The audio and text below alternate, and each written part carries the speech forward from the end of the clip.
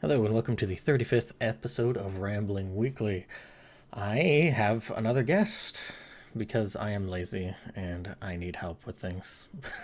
but yes, my brother is joining me and we're going to dork out about history stuff. So say hello, brother. Well, hello, brother. I'll go guests. Right. So yeah, we will get into that here in a bit. So, but first, bumper time.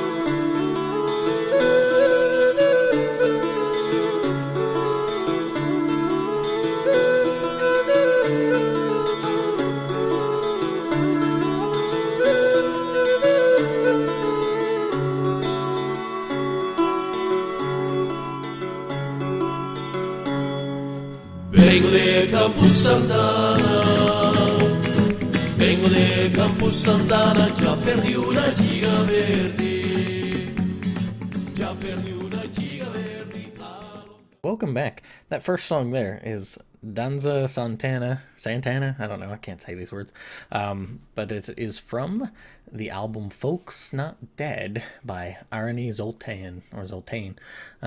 He is an Hungarian who makes lots of cool music, medieval-esque, Celtic, Irish, Scottish, Breton, Caligo, Mediterranean, Spanish, Portuguese, Turkish, Bulgarian, Hungarian, really all sorts of cool folk music.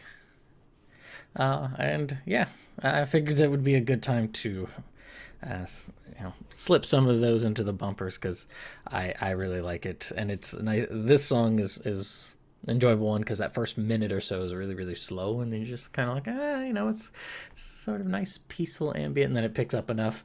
I don't know what they're singing about because I don't know the language, but it just sounds really nice to me.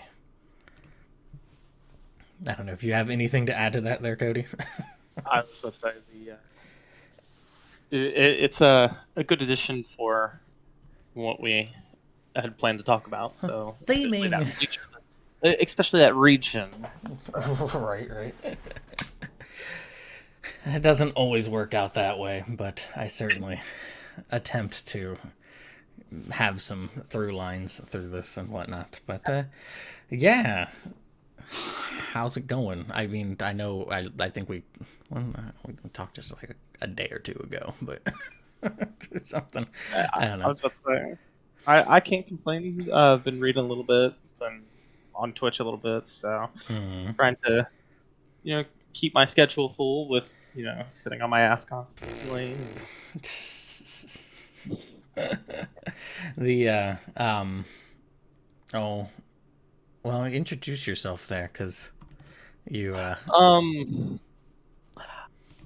So I'm Cody. Uh, Taylor's older brother or younger brother. wow. Oh, Sorry, I'm used to actually used to talking about Tanner that way. So all right. normally you've met most of my friends, so I don't have to talk about you that way. You probably have worse names for me. Yeah, punk wannabe, just things Yeah. like that. Oh yeah, totally. Right. I'm studying to become a Roman historian, focus on third century crisis. I do a lot of study on environmental changes during the third century crisis and how it affected the empire and basically the trade aspects as well as little we actually understand, which goes into details on like why certain barbarian tribes were invading, why the war with the Sassanids were going so poorly, and I personally like to focus on like the birth of the Tetrarchy as well as Diocletian because he kind of ends the crisis in a unique way, but that time period between Aurelian and Diocletian is where I like to kind of meddle myself into. Watch the pieces kind of refold back together, ending the crisis. So that's where my fascination area that I plan to get my expertise in. Right. Like you said, yeah, you do the streaming, the Twitch stuff, mainly Minecraft. You got bit by the Minecraft bug. Oh yeah, dude. I like. I'll put a link in the thing, but it's called the Wandering, as in roaming around, the Wandering Roman. So thinking, wondering. Wait, is it the thinking one? I thought yeah, it was it's with an O. Oh, I'm dumb. Okay. Yeah, no, it's all good. It's all good. No, I purposely set it up as like to be like you have to think about the way that you say it. Because like a lot of people think, oh hey, the dude's just wandering around because I roam around, but half the time I'm going on rants when I'm just doing nothing on there. It's history rants, of course. That's me, but that was the whole thought behind that. It shows how little I pay attention. You don't care about your family. That's really what it is. Yeah, sure. Yeah, I think turnabout's fair play at this point. But damn. Wow. But yeah, so I see how it is. Hey, daggers come out. I'm gonna stab. But so that's. Don't really. I mean, I think you have a Twitter, but it's really just from what I recall. Well, that, but it's also just kind of giving a hey, streaming some Minecraft. Yeah, if I do that. Well, yeah, if you do that.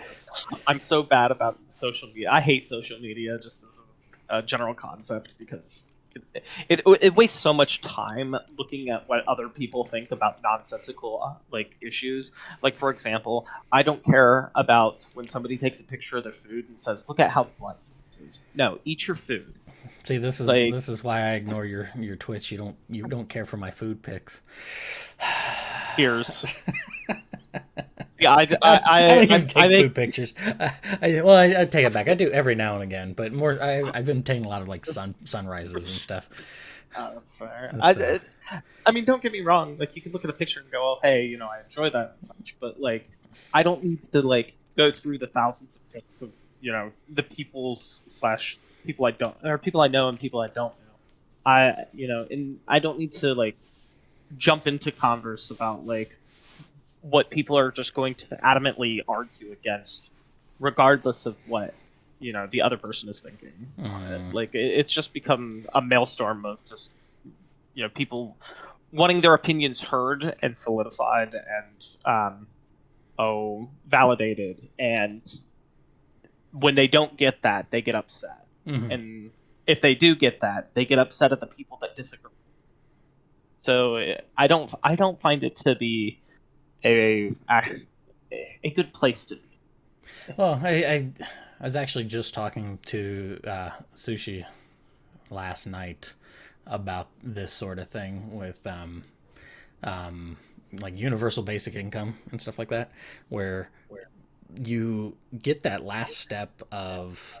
Oh, I think I can hear myself. I don't know if you turn me down. Oh, yeah, I can do that real quick. Okay. You're good. I was like, I think I hear myself. But where you have that next step of, we already see it to some degree with video games, with social media, and just inundation of entertainment, shows, movies, books, etc., video games, music, where, that the step of if we have the UBI, everybody can kind of explore their artistic side and stuff. You're gonna get to a point where nobody's gonna give a hoot. They're not gonna listen. They're just not gonna care. And then what's that step then? You get to scratch that artistic itch.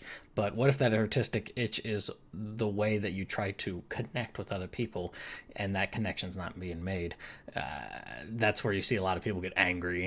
You get the people that get the unrequited love who are like, this world is just nothing but despair, and then just get all sorts of sad and stuff like that. And Of course, that's not everybody. Broad brushstrokes. But I do find it an interesting thing to think about in that regard. And I think seeing social media as a bit of like a microcosm of a social ailment that might spin itself forward with, if we were to ever get something like UBI and stuff like that. But that's theorizing more than more than anything. No, that's fair. I mean, UBI's kind of been a like half measure right now in U.S. politics, just because like, back in 2020 you had a candidate that was the only thing on their platform, and people supported them because it was the only thing on their platform. I mean, don't get me wrong. Like, I think UBI's it could be a potentially useful thing, especially for those in very low medium incomes. Right. It can help them, but like, you can't elect somebody based off of a single idea. And I see the connections with like how that can affect social media and such. So we would have to see. Right. Yeah. Well, yeah, because there's so many different what's the word I'm looking for? Elements involved that it's you can't just pull that one thread and be like, oh, yep, it's totally gonna do this. I mean, Yeah. it's always certainly a possibility, but it's kind of like go riding the wagon down the road and just kind of pointing out all the signs that say danger, danger, danger, and not doing a thing about it. So, but yeah, well, other than that nonsense, yeah. So you've been playing the Minecrafts, anything, and reading the books, anything else there going on? I'm getting ready for a move to Colorado. Kind of get some new scenery, check some things out, look at some potential PhD schools while I'm out there. But I mean, the biggest things that I've been like, I can't or like when I'm not playing Minecraft, I'm just reading. So like, I have a tendency to like set one book down, pick up three more, kind of thing. So I think people I can just relate to that with games. Oh yeah, well, like when I started my master's, like I wasn't reading as much, and that was just because I had a full schedule, and it kind of irritated me because the previous year I think I cranked out like 90 books, and I was pretty happy with that. It's not the most I've done in a year, but it was quite up there. But this year I passed maybe the 20 mark, and I'm like, I need more. I need to set more time aside to read. Like, yeah, I wanted to do the Twitch thing, and I've met some pretty interesting people in there. Having a lot of fun. But I'm mainly just building like in Minecraft, like old structures. Like I built a cathedral or a coliseum. So like that's kind of been the thing that I do on that. It kind of gives me a break from thinking about constantly something with history. So that's fair. But yeah, the last book that I read with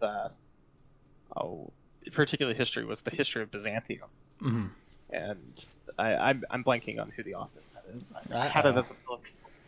Yeah, I mean, like I could go run over to my desk, or not desk.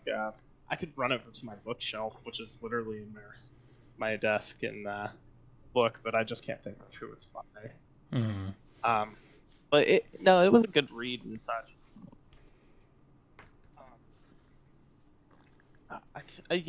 Thinking about it, I think it's Timothy Gregory is who it's by. Okay. It's a very much like academic, but it kind of goes into like, what iconoclasm is and how it affected the mindset of the peoples, and it would explain eventually the Fourth Crusade and how Enrico Dandolo was kind of shrewd about how he decided that he was just going to attack Christian cities, instead of actually like paying for the expeditions to go through Egypt to reconquer the Holy Land. Mhm. So you have the sprinkling of peoples that are known throughout history in there, but it very much focuses on the actual peoples. So the banks of the river, a little bit more. Yeah. The grandeurs in the background, just waiting to be seen in some way, I'd probably and then be more- realizing it's not that grand. I'd probably be more my speed. I do enjoy the banks of the river a bit more to some degree. Well, hey, it does have pictures in here too. So Oh, that hey, helps. yeah, right. I might actually get through it. Let's see. For myself, I've been working a whole slew bunch. Been keeping up with. I've been streaming. You don't have any recollection. I think I might have been talking to you about this at one point, but I rediscovered a game that Dad said I wasn't allowed to play when I was really young. You were only Interesting. maybe like 1 to 3, somewhere in that age range, maybe at most. But it was one of his friends had an NES with like Dragon Quest 3 or Dragon Warrior 3 and stuff like that. And one of the games on there was The Bard's Tale.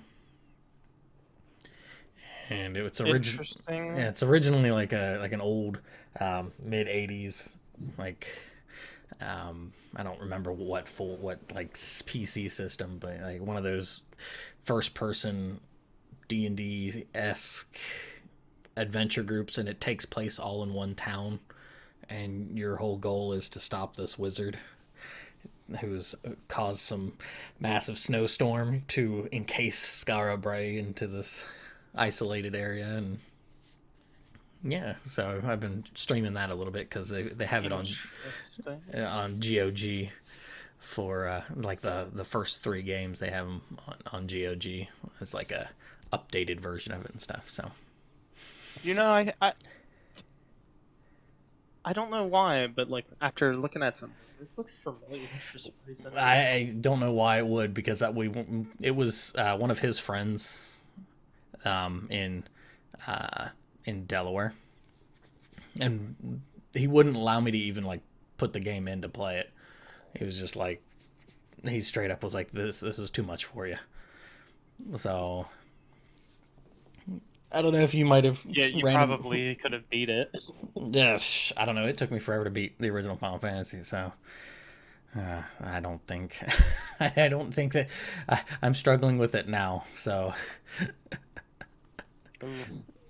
well, part of it's because because after I streamed the last time, I was like, I got to look it up, like at least get over this hump, because I don't know what to do. I have to buy a thing of wine from one of the taverns. I never would have done that because I thought wine was used for the bard class, and I don't have a bard in my party, so it would not have dawned on me to go, oh, hey, buy some wine to get to the first. So what I was doing was I basically explored the whole town. I cheesed my way into this majestic castle. I use those words very, very loosely. And it's the like third to last dungeon of the game. So I'm like leveling up 2 or 3 times in a in a fight kind of thing, and it's like I should not be here at all. But I keep on free XP. Oh yeah, so like I've got to get through like a whole bunch of other dungeons or something. I had to look at to see like where it was on it, and it's like near the end of the game. I'm like, oh, okay, yeah, no, I should not be here at all. Sheesh. So been playing that. I've been reading my Deadwood book that came in. It's been enjoyable. So it's kind of like a fan book. I just finished up a chapter about David Milch's life and everything, so it's good stuff. Let's say Deadwood's not going to be too far. I know. We'll have to come out and check that out. All right. Only the 6-hour drive to civilization of some kind, being in Colorado. All right. I dunk on Colorado, yet I'm sitting there going, ooh, hey, I'm excited to be. It's all right. It happens. So, other than that, I'm past 400 pages in the book. I, So, I'm nearly done with it. I've probably got about 3 or 4 chapters to write out, and then I go through the fleshing out / editing, and then I'll have another edit process. So, and I doubt I'll be able to do that within 3 months, but we'll see. We'll see how much I can buckle down and get to it. But I'd like to try to get it done before the end of the year. I'm sure you'll be able to get that done as long as work doesn't get in the way. Right. We'll see. We will see. So, especially this week. This week would be a good barometer to figure out like how much I can really push into that, because I've been pretty good despite all the work that I've had to keep consistent with the podcast, this one as well as the Bond one, to stream, to put out videos, to dabble in making some music and stuff. So like I've been staying healthy busy, not overly busy. So just Healthy, busy's good. Keeps your mind on focus. well, that you have to worry about less. well, I mean, you While know you me. worry about everything. Well, I don't do that. You know me. Yeah, that's fair. I'm pretty very much out of sight, out of mind kind of guy. And then all of a sudden I'll be like, oh shoot, I should probably do something about that. So, all right. So yeah, the topic is we're into it'll probably be a little bit, well, probably a lot more on you, but I'll interject and try to pivot with questions and whatnot, since I am not very smart when it comes to the Byzantine Empire and talking a little bit about them. Rome will come up here, I guess. I'll allow it. Them good old Christian versions of the Romans. Right. So yeah, we'll talk about the Byzantine Empire, because I'm not, and you and I have talked about this a little bit before. Like when it comes to history stuff, I'm much more like into the esoteric stuff. I like etymology. I like religious aspects to a certain degree, more of like ancient religions and that sort of thing. The Byzantine era, we'll say. We'll paint what? I personally don't mind calling it the Byzantine era of the Romans, but I think this idea of the word Byzantine is kind of slapped on there. Kind of chaotically, kind of in the same way that Constantinople was built. It's kind of explained to be the Byzantine or the Byzantines of the medieval age instead of the Romans, which is kind of a weird aspect when you look at it. Any other civilization, you don't really get that same naming process that kind of separates them from an older version of themselves, if that makes sense. I think of it as I think of it in the sense that, you're from New York City, but I'm from Harlem. I'm from Brooklyn. Oh, you're from the Roman Empire. No, I'm from Byzantium. Yeah, well, and the interesting thing is that they wouldn't have said that about themselves. In fact, actually, they would have still called themselves Romani. Because they're liars! Deceivers! Well, the term Byzantine actually didn't come around until the 1800s. In fact, actually, if you read Edward Gibbon, he does not even use the word Byzantium. He just calls them Romans. He calls them Romans. Eastern Romans. Yeah, he calls them Eastern Romans. Now, he has a disgust with them because he thinks that the pinnacle of civilization was during the height of the Roman Golden Age, just during the Pax Romana. Yeah. So he basically says that between the time of Nerva to the end of not the end of Hadrian. I'm sorry, Aurelius. My Between boy. that time period, is considered to be the pinnacle of civilization, which is kind of funny. Aurelius, because like people think of Aurelius as this grand emperor, but he did a lot of messed up things. For example, like how he dealt with the Marcomannic Wars and how he dealt with the aftermath of the Cyprian Plague. But yeah, like, or I'm sorry, not the Cyprian Plague, the Antonine Plague. My apologies. You're good. So like, there's a back and forth between certain emperors where we look at them and go, okay, this one's a good one because they did did good this things. for the people. They expanded the empire. They kept the revenues pouring into the coffers. But you could almost argue that with people that are considered to be bad emperors, like Domitian, as an example. Domitian's considered a bad emperor, and a lot of that has to do with the way that he was portrayed after his death. Because he didn't really care for the autocracy. He was the second son of the Flavian dynasty, and he wasn't expected to be emperor in the first place. But after his father died, and then after his brother died, he kind of took over, and they were just like, "Oh, hey, he's the outcast. He's doing more for the people. Like, you can't have he's that. paying the troops. These are things that are bad because he's only doing it to raise his own power." And really, what he was doing was just trying to make sure that the people were fed, trying to give off the bread and circuses pomp of the Romans. So this idea that our perception of Rome and its emperors past the time of the end of the Republic is based off of either a biased report, or it's based off of whether or not the individual that was writing liked them. Oh, that And you would be can also see a that- bias report. Well, I mean, it's yeah, always going to be biased. I mean, that's just well, how yeah. that goes.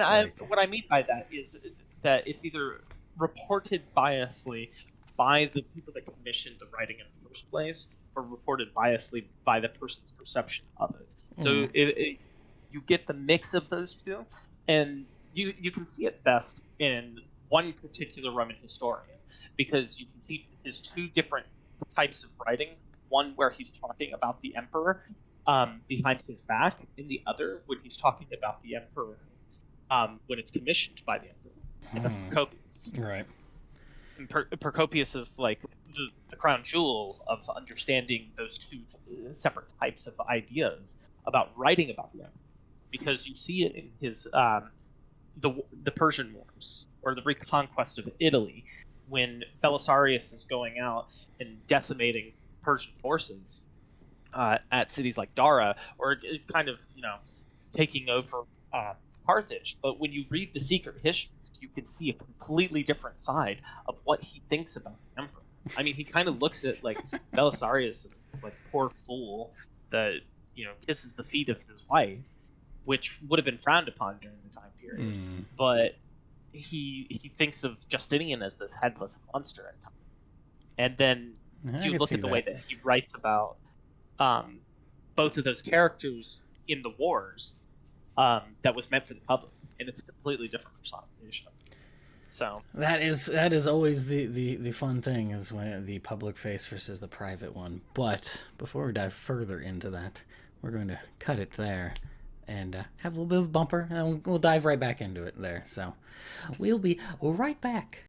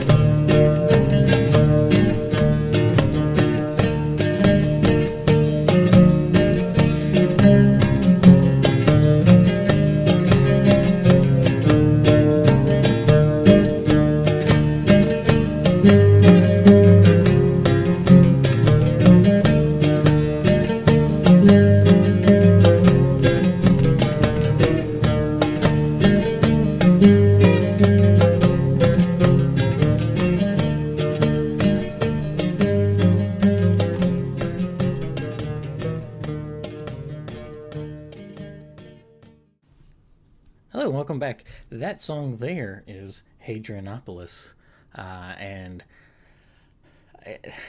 it sounds like a bazaar to me. Like that would be, you just slap that into a like some sort of market street for I don't know, some sort of medieval film, uh, game, whatever, like fantasy.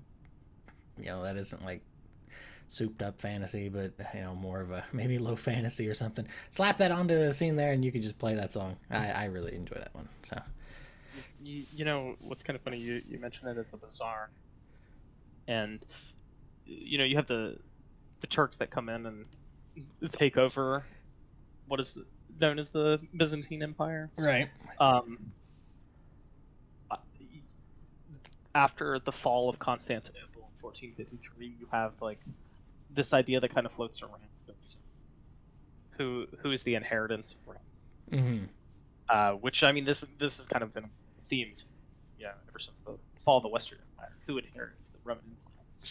But honestly, those who have the strongest claim, in my opinion, are the Turks. So I think it's very fitting, like, because the Ottoman, they take over one of the things that's lesser known about the Ottoman period of history after the fall of Constantinople is that they actually took the title of Caesar and used the title of Caesar sometimes. In fact, before the fall of Constantinople, there was a almost buffer state between the rest of the Near East to the Romans. It was the Sultanate of Rome, which is the Sultanate of the Romans. So, kind of an interesting little thing to sprinkle in and think about. The etymological passage of things like that are always really interesting to me. I am putting together I just started doing it. I've been wanting to do it for ages because I think I might have talked to you about like the whole thing with Diaspita and how that if you travel that like Jupiter, if you travel that backwards and it gets that Diaspita and Diaspita, they're like sky father and whatnot into the Rig Veda, it actually disseminates back down from there to Rudra and all sorts of different Indian deity goodness and stuff. But I want to do one on like water and fire, because showing how far back it goes to those Indo-European, the languages, European, and some of it's of course stipulation and guesswork to some degree, but it is cool to see what possible through lines there are for that, especially the water and fire one. That one's got me really, really interesting to me. That those two, I get that they're basic elements, but or whatever, simple elements or whatever you want to call it, but it's like just to see that, well, especially fire, because fire bifurcates into one of reverence for like a living essence, and then the other is just the thing. And yeah, I mean, well, if you think about it, like, you're still gonna get that because of how vital water and fire are to survival. Right. You're gonna have that connection that will be able to break down etymologically to the point that like you should be able to get something that connects them. I mean, well, and think about it from the Iranians and the ancient Achaemenians. Like, they worshipped a fire god. With the way that like the fire temples of Zoroastrianism, yeah, which I mean, like, maybe it's not a fire god per se. That's kind of a misnomer, but they worshipped fire as an important, which, I mean, and that's not unheard of by any means. I mean, you could argue that the Greeks worshipped fire in a way with how the hearth played such an important role in the home. But if you really want to think about it even further, think about the Aztecs. I believe that a piece of fire, particularly the sun, was in everybody's hearts. That's why they were cutting as To a give it that sacrifice. power. Yeah, so it would actually keep the sun moving. Mm-hmm. So, you have those connections. I mean, I sometimes, like, not in the sense of like to be egotistical, but like I try to put myself in the mindset of some of these kings that ruled over like large swaths of land, and like the Aztecs is a weird one because it's like it's such a unique and different culture than what I'm used to studying. So like anytime that I try to do that, I'm like, how do I justify sacrificing so much manpower when I'm trying to They needed rule that an protein, empire? bro. Yeah, Needed that protein. Like, I mean, I guess they were enemies, combatants at times, but like, like if you put yourself in the shoes of like any ruler or try to, like, you obviously have perfect hindsight in comparison to them. So, Mm-hmm. but You yeah, got that no, and all the history of being able to look at, and it's just, yeah, it's a hard thing to sort of divorce yourself from all that information and be like, okay, what do I know? I know that I shouldn't be, as if I was emperor, I should not be participating in the games or electing my horse's consul. Which ones were they? The blues and the greens, or The blues and the greens, but they had a couple other colors that kind of became lesser known and then faded into obscurity, and then the blues and greens were the only ones that really left. Which is kind of peculiar because there's different parts of the world where it's hard to differentiate those two because of how we perceive color. It's like if I say the color red, your version of red is going to be different than mine. So Yeah, it's a similar thing. I think there's a few different places in Africa where they don't have a very good differentiation for blue and green. It kind of happens in Japan with though they do have words for it. It's kind of weird that green and blue get a little bit of muddled overlap. together. Yeah, in certain ways, but not to the same degree as some other places there.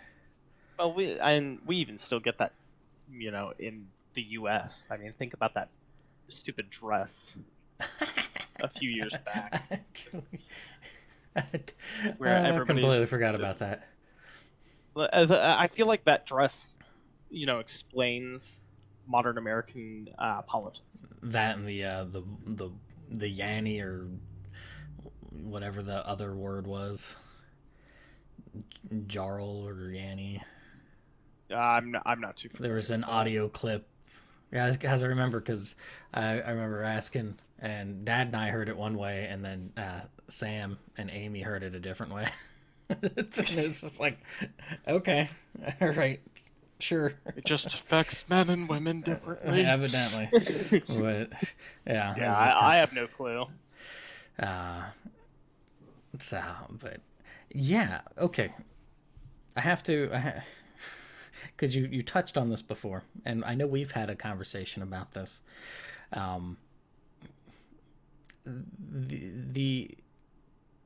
Those wonderful, plucky Eastern Roman folk that was labeled as Byzantium to some degree. Why try to wash away that odious stain and just simply call them Romans when they're totally not? Well, they totally are. I mean, you're just wrong. So when we look at any nation throughout history, maybe you could argue a close one would be the Franks, and turning into the French. But I think that is still not the same thing, because like French would become an identity, where the Franks were a group. They were kind of they constantly moved. When they finally settled, they became like the French. You know, the Bulgars had the same exact situation where they would eventually become the Bulgarians. But so look at Rome at the height of its power, which is that time period that Gibbon talks about. One thing to keep in mind is that at the height of its power, it had the basics of, you know, any empire at the height of its power. Somewhat stable. It had a very powerful military. It had an extremely powerful economy. And it starts to decay and, you know, fall apart. And it does something very unique in human history. It puts itself back together after it separates. That's kind of unusual for an empire to even go through. Like, it happens, but like usually two smaller entities. Not something the size of Rome. And Rome is, as an empire, is established for quite a bit of time. Like, it's the longest, or it's the largest empire in Europe to stand as long as it did. Because, like, look at the way that the Holy Roman Empire, which is barely really count. A country to begin with. Yeah, does that count? Napoleon's French Empire, it starts to take large swaths of territory, but it fails to do that. You can include the German Third Reich. Hitler going out and expanding pretty far, but he gets, thrashed after invading Russia with the Operation Barbarossa. But you can even go a little bit further back, and Charlemagne, which is that kind of beginning of the Holy Roman Empire. But Charlemagne's empire lasts only another century after he establishes, and that has a lot to do more with that. I would say, including his reign there, that's what you're looking at, about 135, 150 years, I think. With the Carolingians, yeah, the Carolingian dynasty collapses rather quickly. They just didn't have that staying power. Well, I mean, a lot of it has to do with Frankish law. Like, the only reason that it survives Pippin is that Pippin was his only legitimate son. Right. And so when Pippin has his children, he splits the empire in three. And once you start splitting the empire, it's usually over. But Rome has this uncanny ability to put itself back together after it splits. And a lot of that has to do with Constantine. So, and this is the reason that I start to go into this direction. Constantine is usually viewed as the first Byzantine emperor. But why? Where do you put the starting point for something like the Romans? Because, obviously as Americans, we can view the exact starting day of our nation, but there's little aspects that we have to still include before we can just go, let's start with the 4th of July, 1776. Because there was stuff happening far before that. Right.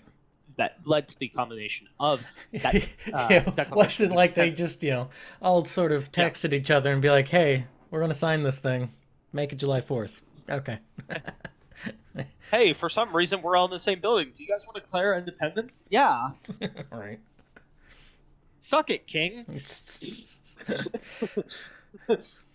This is our country now. And then, for some reason, like most Americans even forget about this, there was a several-year war that happened in between the Declaration of Independence and us actually gaining that legitimacy. Right. Like, you can even argue that, like, the 4th of July is not the true birthday of the United States. But look back at Rome. It has a similar situation with the way that Byzantium. If you're going to view it as, like, a separate nation, when does it even begin? Because, Constantine becomes the first to actually re-solidify the empire after it's been separate. Is the second. I'm sorry. He's the second to do it. Aurelian's the first. But Aurelian has completely different circumstances compared to Constantine. Constantine is re-solidifying an empire that was purposely separated. And Rome separates purposely twice. It happens with Diocletian in the creation of the Tetrarchy, and it happens with Theodosius I when he separates the empire for what will become the final split into Eastern and Western. And so, when you look at why they are separated, Diocletian thinks that the empire might be too large, and he thinks that separating the judicial powers that exist within the empire is important to the actual running of imperial order. And so the Tetrarchy is formed Right. to help. I just get why somebody would think that that's a good idea. You would think that they would just know in the last handful of centuries, just having one of these is a really hard thing to keep together. You know what? Let's split it up a couple ways. Let's keep rolling the dice. So the thing is that we have to think about what kind of history that they would actually have access to. And so let's say that the Romans have access to all of Greek history, because Greece is basically Hey now, there's a lot of different Greeks. Which Greeks are you talking about there? We're going to include the Macedonian dynasties. Okay, Macedonian. that's you're going to make a lot of Macedonians mad. They're not Greek. Ears. Oh. I mean, well, to be fair, the modern concept of Greece doesn't exist in the ancient times. Right. So, well, that's what I'm saying. Like, yeah. which aspect, like, which peoples are you talking about? So, with the Alexander, right? He's Macedonian, but he conquers Greece and he spreads Greek culture or Hellene culture. Mm-hmm. In fact, actually, you know what's kind of funny, and you can kind of dunk on both the Greeks and the Macedonians for this. The last Greek-speaking nation in the ancient world was not even close to Greece. It was in Bactria, of all places. Oh, good old Bactria. Yeah, Bactria was like the last Greek, and it actually stood there for a while too. Like it was, I don't remember exactly when it kind of falls apart, but it was out there for a little while. But when you consider the split up of the empires, they don't have too many examples of that. It's less the examples of splitting stuff up, but it's more of just the concept of, just having one line trying to rule things really difficult. Let's split it up, because that works. but they had this idea that they hated kings but had emperors.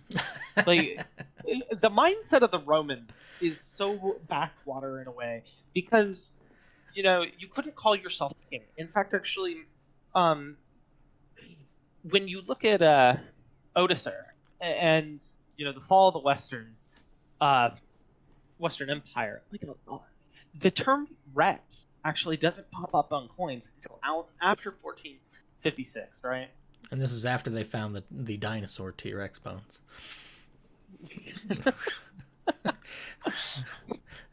Yeah, but it was just carved right on those bones. That's how they knew. They were planted here. They have to be. They could not have seen it any other way. Come on now. But yeah, so after the fall of the West happens, you don't really see that that mindset of splitting is a good idea, but it actually works for a little while. In fact, we look at the 5th century as the time period of the dying empire. Mm-hmm. But really and truly, it's not until the 430s that this starts to happen. Like Theodosius and his sons are actually pretty decent, but Honorius is kind of a little bit of a shrewd. He's an idiot in his beginning reigns, but like he starts to pick up as a better emperor towards the end. With the way that he kills his general, who's actually beloved by the people and actually pretty competent, and it kind of leads to the sack of Rome in 410, with him doing that, which in a way is like the beginning of the end of the empire. But you could argue that a lot of that kind of transpires after the 430s and after with Attila. Right, all that wonderful people push see, this to me always makes me, especially with the Attila thing, it's kind of remarkable that we have the name and just I've gotten better understandings of what possibly could have happened with him marching all the way west that he did. Oh yeah, like because it's like because we always think of Genghis and his boys and having so much fun across the steppe and into China and in through Arabia and the Middle East and everything, and then pushing into Europe and everything. But then there's like, hey, there's people before that. Here's the first one, the Huns. Oh wait, there's even more people before that don't have nearly as much of a how to put it. They're like there, but it's like every remix. Oh wait, the latest remix is the best remix so far. And it's like, no, the Scythians. We want to forget about the Scythians. The Scythians are pretty cool people. Well, I mean, like if you even go further back with the Scythians, you have the Umimanda, which are related in some way to the Scythians. Like, think about the way that Umimanda is translated. Right. Like you know, who knows where this where these people is coming from? Yeah, like that. But also, what I was like pushing into that was like the Sea Peoples. Like, oh yeah, and all that sort of like that's to me what I think. I was like, oh okay, there's could totally be that potentiality. I get that there's the possibility of the droughts and everything in between, volcanic actions, earthquakes and whatnot, all sorts of fun, and losing out on these different trade routes. Can't get the tin, can't make the bronze. Oh, we're in trouble. And then the Sea Peoples appear, and it's like, oh great. I mean, I always wonder how much of that isn't steppe tribes pushing more people. I mean, it most likely is definitely steppe tribes, because I mean, think about the way that like Anatolia dealt with the steppe tribes constantly. In fact, actually, they came over from the Caucasus to push into Hittite land a lot, and it's reflected in some of their records.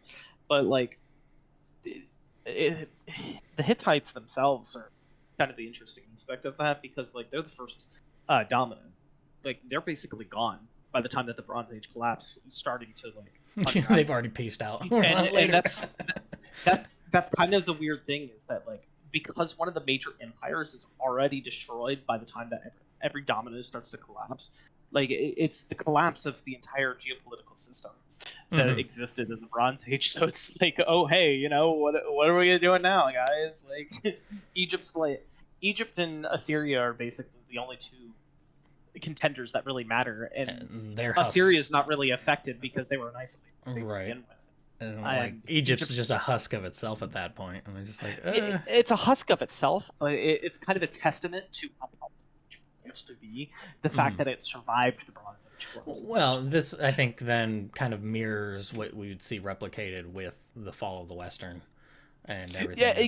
Yeah, 100%. Yeah, and so you have the husk of itself. Still, it's the little train that could chugga chugga choo choo. But we still called it Egypt. With Egypt, no. Right. In fact, actually, we still call Egypt today. Is the Egypt of today any different than the Egypt of its power? Yes, maybe. Right, 100%. Yeah. 100%. One, they're not worshiping cat gods. The other, well, the internet is available, so. I forgot that YouTube was like the rebirth of Anubis. YouTube is the digital Egypt. It had to start, or the internet had to start the same way that civilization did. but yeah, so like that separation of the empire, it doesn't make any sense to me why we nowadays would change when it took nearly 350 odd years after the collapse of this empire to even change the name to begin with. Because we're and an a lot of it impatient has lot. to do with, well, no, it's not even impatient. It has a lot to do with contempt. Like when the Byzantine Empire was like, you could say at its pinnacle, which was around the time of Basil. It had the most territory. And you're talking the first? Basil II. Second, okay, so around Basil like II. 970s. The second best moniker for a Roman emperor of the Byzantines is with Basil II. He is the Bulgar Slayer. The Bulgarians today hate him for obvious reasons. Because there's the Byzantine War, Bulgarian War, Empire War. Yeah, they fought each other quite a bit because of just different aspects of like hating one another. They didn't like territory. The hats. It was the hats. It had a lot to do with Rome's identity of being the only empire. Like, well, right, because I mean, look at Romania and the area, and like the Romani people, I imagine, are kind of the huge cope people of. Oh yeah, we're totally the, like, Rome started itself as big copers. Oh yeah, we're totally from Troy, like. Yeah, like they're already they stole their identity from the Greeks. So, this mentality, like it just, I guess I should take that back because Troy's it's found kind of in that Turkish area, wasn't it? Yeah, actually. So, what is it? Is it Izmir? I think it's where the ruins of Troy is. Right. So I mean, I guess technically Byzantium is a lot. Yeah. Constantinople and. What is it called today? Istanbul. There we go. Thank you, Istanbul. I mean, it's forgetting the largest city in Europe. Yeah, because I am stupid, but that's beside the point. But they were just going home. They were just borrowing Rome for a little bit, and they're like, we're finding ourselves. Well, you know why Constantinople was chosen, like the land that Constantinople was on. You know why it was chosen? It was because of how defendable it was. Right. And how, like, it was in the east to begin with. Because all the eastern provinces, far richer than the west. In fact, actually, Britain was a drag on imperial coffers for most of its existence. Which makes you wonder, like, why was Caesar so popular going and fighting in the northern nowheres, and then there's nothing there. A couple trees. Some rocks. Because they saw it as like another Elysium, basically. Like it was like, ooh, it's Thule, mysterious, yeah, mystical land of Thule. I believe we call it Fool's Gold. So Caesar saying how like complete garbage it was is just like, I gotta make something good out of this. Yeah, sure. Why he wasn't more popular for taking basically Egypt back? He goes around, basically marrying an Egyptian princess. Doesn't really. He basically marries an Egyptian princess and has his several nights on the lake, going down the Nile with Cleopatra. Like, it's hated. Like, he gets to Britain. Ooh, this mysterious land. It must be so excited. No, it's full of these weird peoples that paint themselves blue and then. The pics. Yeah. Like, it's kind of fascinating when you look at, like, modern politics and look back.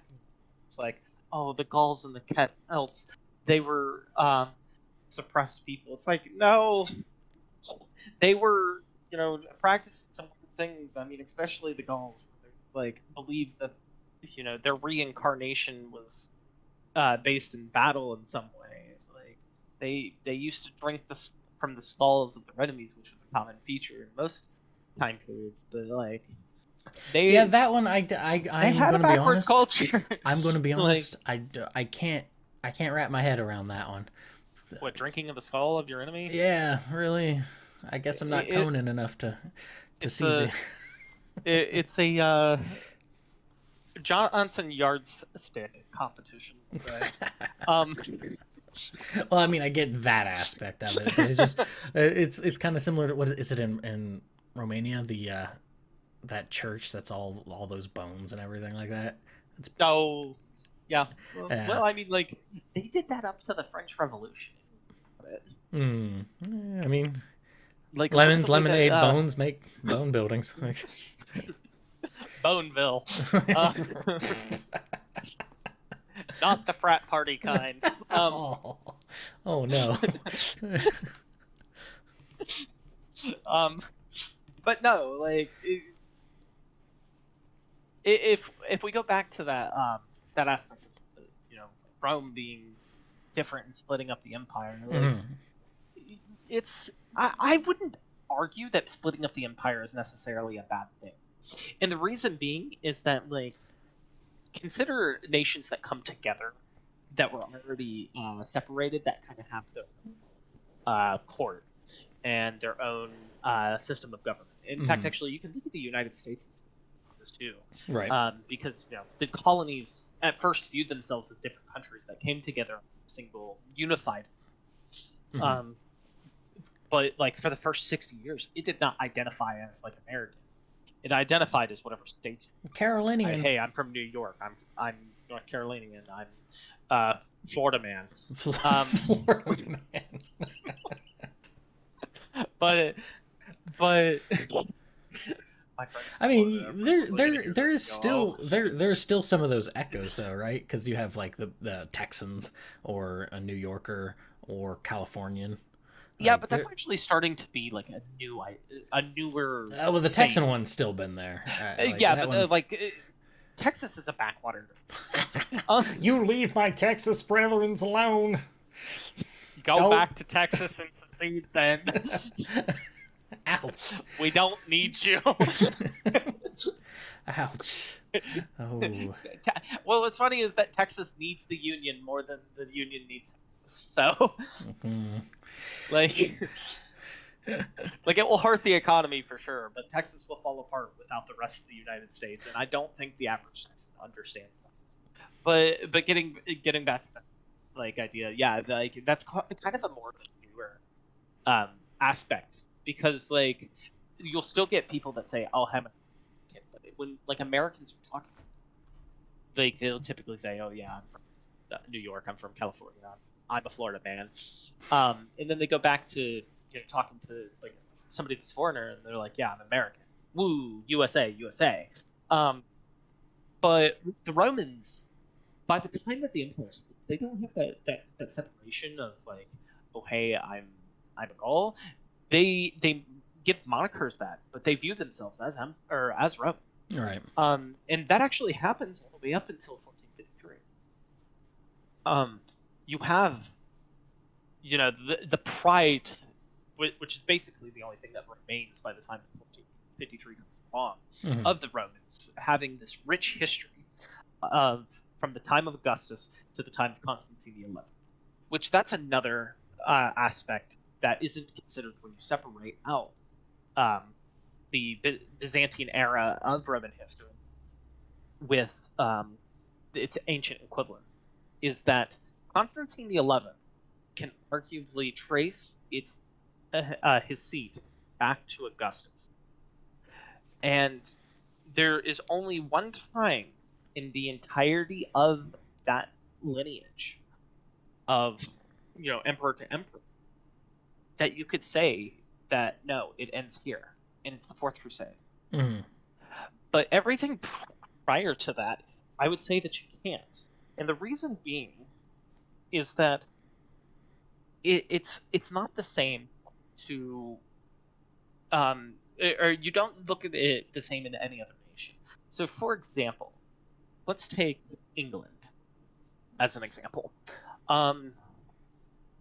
If we look at King James, I believe it's, I'm not as familiar with not the Plantagenet dynasty, but like how the Tudors kind of switch off.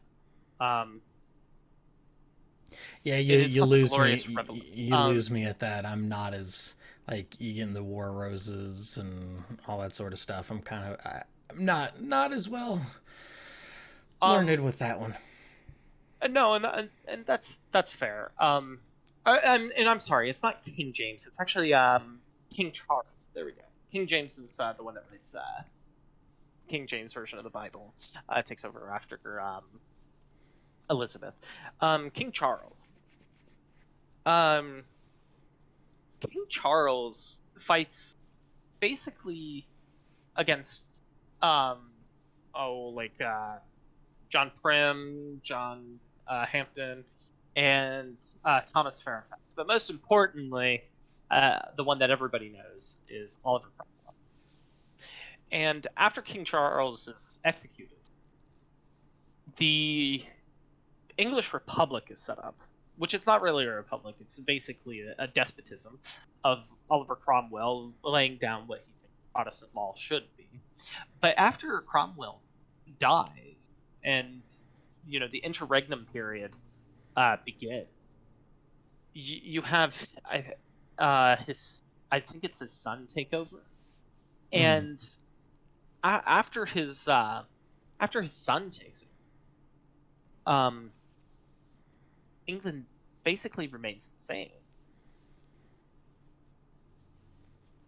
And so after, when that comes to be, we don't really consider England anything different. In fact, actually, we view it as the same exact state. We view it as, oh, hey, it went through a little bit of squabbling with itself, and after that, it goes back to normal. But why do we not do this with Rome? Because it's in a different location. I think that in itself really because I'm saying like that is a huge distinction between the two. Is one has Rome, the other one kind of gives it sweet kisses and then is gone. So you would have to argue then that there are times where it's Roman and times that it's not, because look at the 70 years between the fall of the West and Justinian. Right. Justinian reconquers Rome, and Rome stays in imperial hold for quite a bit of time. For all of 10 days. It's longer. I know. But I'm saying, like, the centralization of the... So, hear me out. Like, this is partially where my brain goes with it, is that, and I've mentioned this before with you and stuff, that it is in an entirely different location where it is centralized. Where it once was has kind of eroded. And I get, like, if you look at, say, China's history, China gets taken over a whole bunch, and its capital, start throwing darts, because that thing moves, and it moves around. But the people who were established as Chinese are not the same people who are Chinese nowadays, like way back when. Like, it is not the same through line there. No, I'd agree with that. So there, I think it's just for sake of ease that they have that, they carry that moniker, and that's what I am slightly afraid of. But that's also partially because I am not very, like, super detailed knowledge on that time period for Byzantium and stuff. But that's why always makes me concerned, is that there's this. So, okay, think of two empires that we've already discussed a little bit: Egypt and Persia. Mm-hmm. Their capitals basically were never the same. In fact, Persia has several different throughout its empire. Susa, Persepolis, to name a couple. Egypt, I'm not as familiar with Egypt. It started with, like, Elam, like, kind of like the Elamites, or not Elam. Yeah, it's not who I'm thinking of. Probably not. Elam's closer to the other side, am I? with Persia. Oh, what am I thinking? Are you thinking of the Numidians? No, not the Numidians. Oh gosh, gosh, what? It's close. It sounds similar to Elam. Then I'm just farts. It traveled north from that because I'm really of the distinction that they came from their idea of Punt being the eastern portion of Africa, and they probably they thought. I was about to say, I know that we think that it's somewhere around the Horn of Africa, right, and I'm Somalia or Ethiopia. Yeah, I'm of that.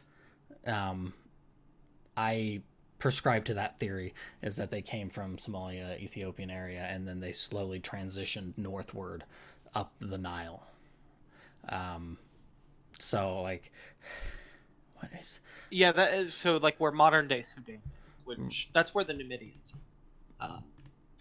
And it may have been a different tribe at that, or because the Numidians would clash with the Egyptians, sometimes even take over Egypt. I'm gonna look this up because this is gonna bother me That's fair.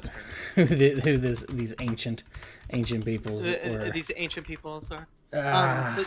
But just, while you're looking that up, I'll kind of go into this a little bit.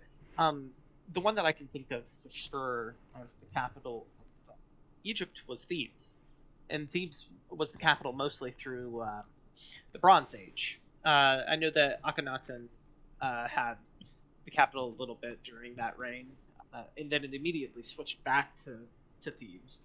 But then you had Ramses be the capital of the Egyptian. I'm going to mention the Ptolemaic kingdoms here in a little bit. Then it would change up to, several different other cities. Kush. And eventually, wow, I was way off. I'm sorry. It's the Kushites. That's who I was thinking of.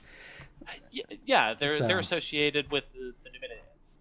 Well, yeah, but Kush was what I was thinking of, and I couldn't. Oh, okay. My brain. Which is why you said Punt, which is the four-letter thing. Yeah, I'm sorry. I should have probably let off with Kush instead of. But in Elam's just right across the Red Sea from them, so it's like. Yeah.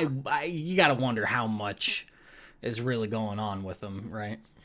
Oh, I mean, they're definitely molding, fighting, trading with one another.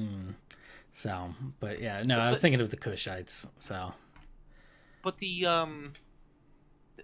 with Egypt as a whole, I think the longest period of time that one place was a capital was Thebes, if I'm not mistaken. If it's not Thebes, I would imagine that it's either Thebes or Alexandria, because Alexandria basically survives up until the collapse of Egyptian independence. So, in no way, shape, or form are any of these cities associated with the name of Egypt, particularly the name of Egypt as a general place, right? Where Rome is a city. And I think that's one of the reasons why we like to separate it, is because we think of the Roman Empire as being Rome as the capital and the rest of the empire. But through, the 3rd century crisis in the latter half of the Western Empire, and what I would argue be the last 1,000 years of Roman history, Rome's not the capital. In fact, actually, Rome sometimes is, taken from the Romans, and that's something we don't really see with these nations, especially when you think about the Achaemenid Persian Empire. I mean, you can argue that this similar thing that I'm speaking of happens when Persepolis kind of goes out of view and they stop calling them Persians, but they were always called the Achaemenids or the Parthians. Well, yeah, that's where my brain goes, is that when Persepolis kind of goes bye-bye. Yeah, but they built Persepolis after they were already established. In fact, actually, the idea of Persian is more of a Greek. I don't want to say slur. Propaganda. It's Greek propaganda. Great propaganda. Let's go. But yeah,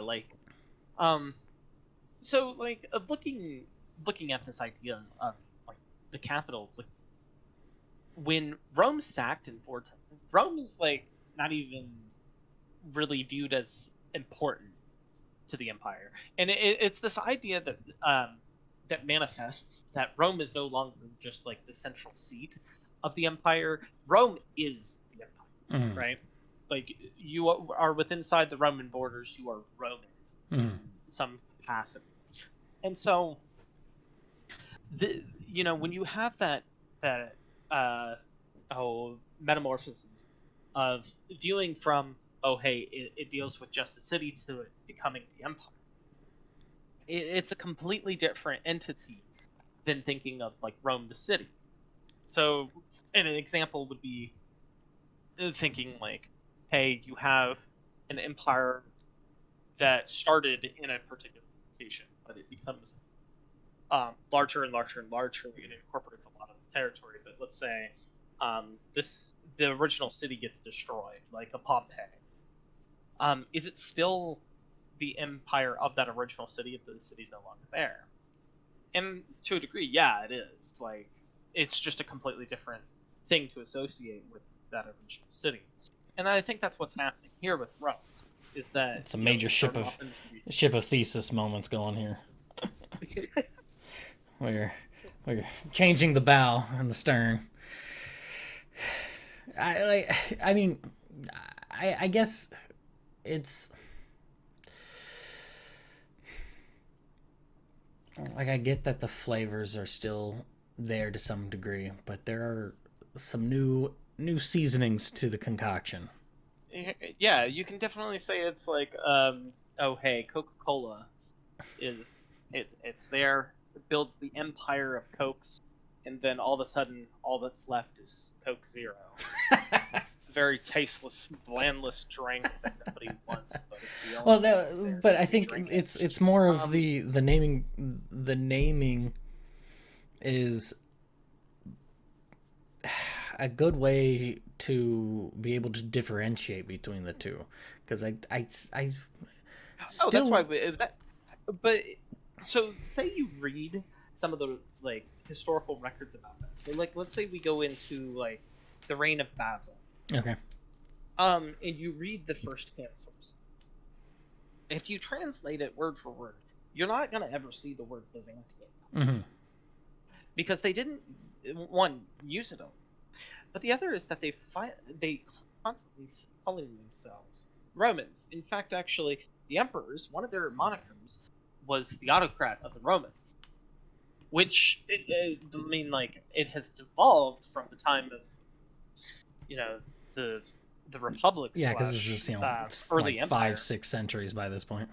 Yeah, I mean, like, Justinian. There's no doubt when Justinian is in office. See, I would be much more willing to take the Justinian, because that's only But then when do you start that? When do you sit there and say, "Oh, hey, this is empire"? Because they act exactly the same in their political structure. They act exactly the same from the time that they become Christianized to the time of basically their fall. So, like, it's not that they're, as an entity, doing very much different. They're doing some of the same squabblings that they did during the height of their power. It's just on a smaller scale, and they're affecting less of them. I mean, you want an example of how, like, Roman culture kind of affects us even today? Look at the fork. I know that's kind of a weird. Look at the what? You kind of cut out there. I'm sorry. The fork. The modern day fork. Yeah, I get you. I mean, yeah, like I think it was Theophanu. I'm blanking on her name. She was married to Otto II. She was a Byzantine princess, like, that would get married off to Otto, and when she came, in comparison to the luxury of Constantinople at the time, she was in kind of a less civilized, we'll say, section of the world. And when she sits down and talks with, or has dinner, she pulls out a fork instead of all these people eating with their hands. And it changed the ideas, or societal ideas of what it means to be, sitting there eating in that region. But do we consider that a Byzantine influence? Because the Romans had been doing that since the 4th century. in some capacity. It changed over time because of losing so much vast areas of territory to like the Caliphate or the fall of the West, where they weren't able to get as much things like such as olives, so they had to change their diets. Well, so how much of a difference is there then? Which I know is kind of unfair because we really aren't 100% certain between things like the Canaanites, the Phoenicians. Like, they're fairly similar. Like, I mean, are you meaning with like the like how we view the Canaanites and the Phoenicians? well, because there's that through line of oh, wow, the holy crap, I can't, Carthage, Phoenicians, and I get they called them Punic. Yeah, I mean, Punic is just. I mean, you'll like the etymology behind that. Well, right. No, Punic it just literally means Phoenician. Right. Well, that's what I was getting at. Was that it is they did not differentiate them, but we give them that different differentiation of the Carthaginian. reason that we do is because Phoenician itself. So Carthage is a colony that basically gains independence, and that's the reason we separate them out. Wouldn't you say sort of the same thing? Is that they've kind of dismantled? They kind of like shed the skin, and now they're this new snake. Like that's.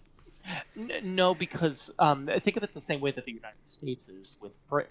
We were British subjects that separated off and became American. The Carthaginians were Phoenicians that separated off and became Carthaginians. The reason that we make that different moniker, because they do call themselves Phoenicians, is because Phoenicia still exists in some capacity. Mm-hmm. And so, when you look at the Carthaginians, they're referred to as Carthaginian by the Romans. And as far as we are aware, like the Carthaginians but this is what I mean, though. It's not that it's like a. Well, they accepted the term. Well, but that's what I'm like. They're in the present doing that, but this is an outsider referring to them in different terms. So why, I don't see such a bad thing then that we kind of give that line of demarcation of things have kind of transoceaned over here. But that demarcation doesn't exist the same way. It's more confusing. So like look at the point of like when does the Byzantine era start? Like if you're going to separate it out as a separate empire, when does the Byzantine Empire start? It's an extremely difficult question. It's Diocletian. Okay, so you say Diocletian. Diocletian wasn't Christian. Okay. And the main identity of the Romans during the Middle Ages is a very Christian nation. They're basically a theocracy.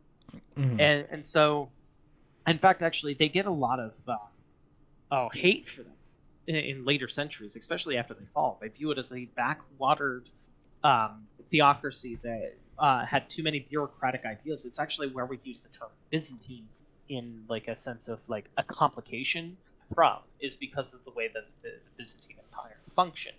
But they would have scoffed at the idea that their founding was not Christian in that regard.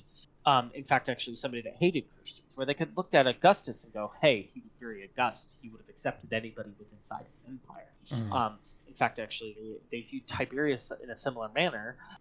Even though he was kind of hated, he didn't purposely go out of his way to like murder Christians by the thousand. Mm. Well, then you can go like with Theodosius the First.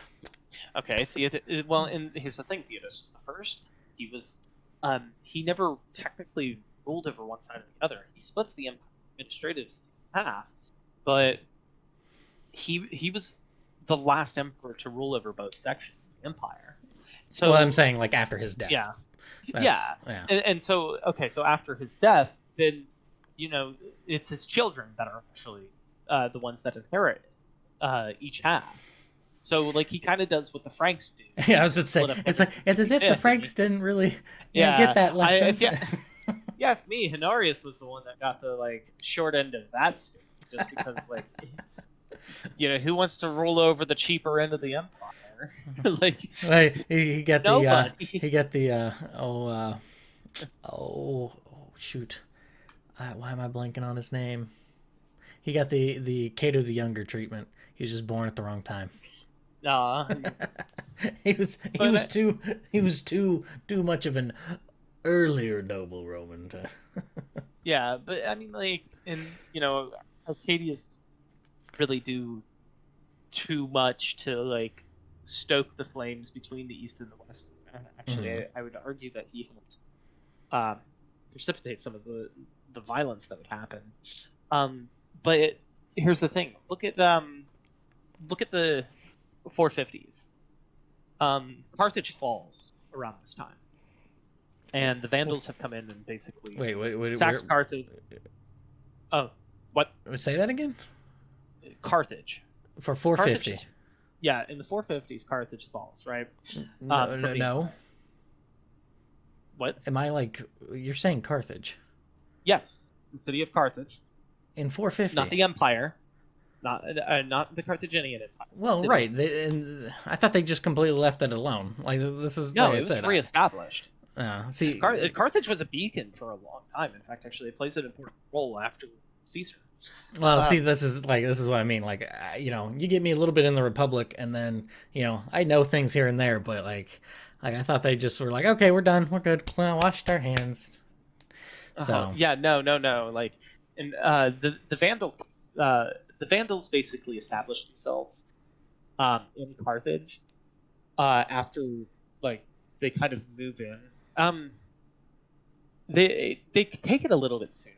It's the 450s that this starts to happen.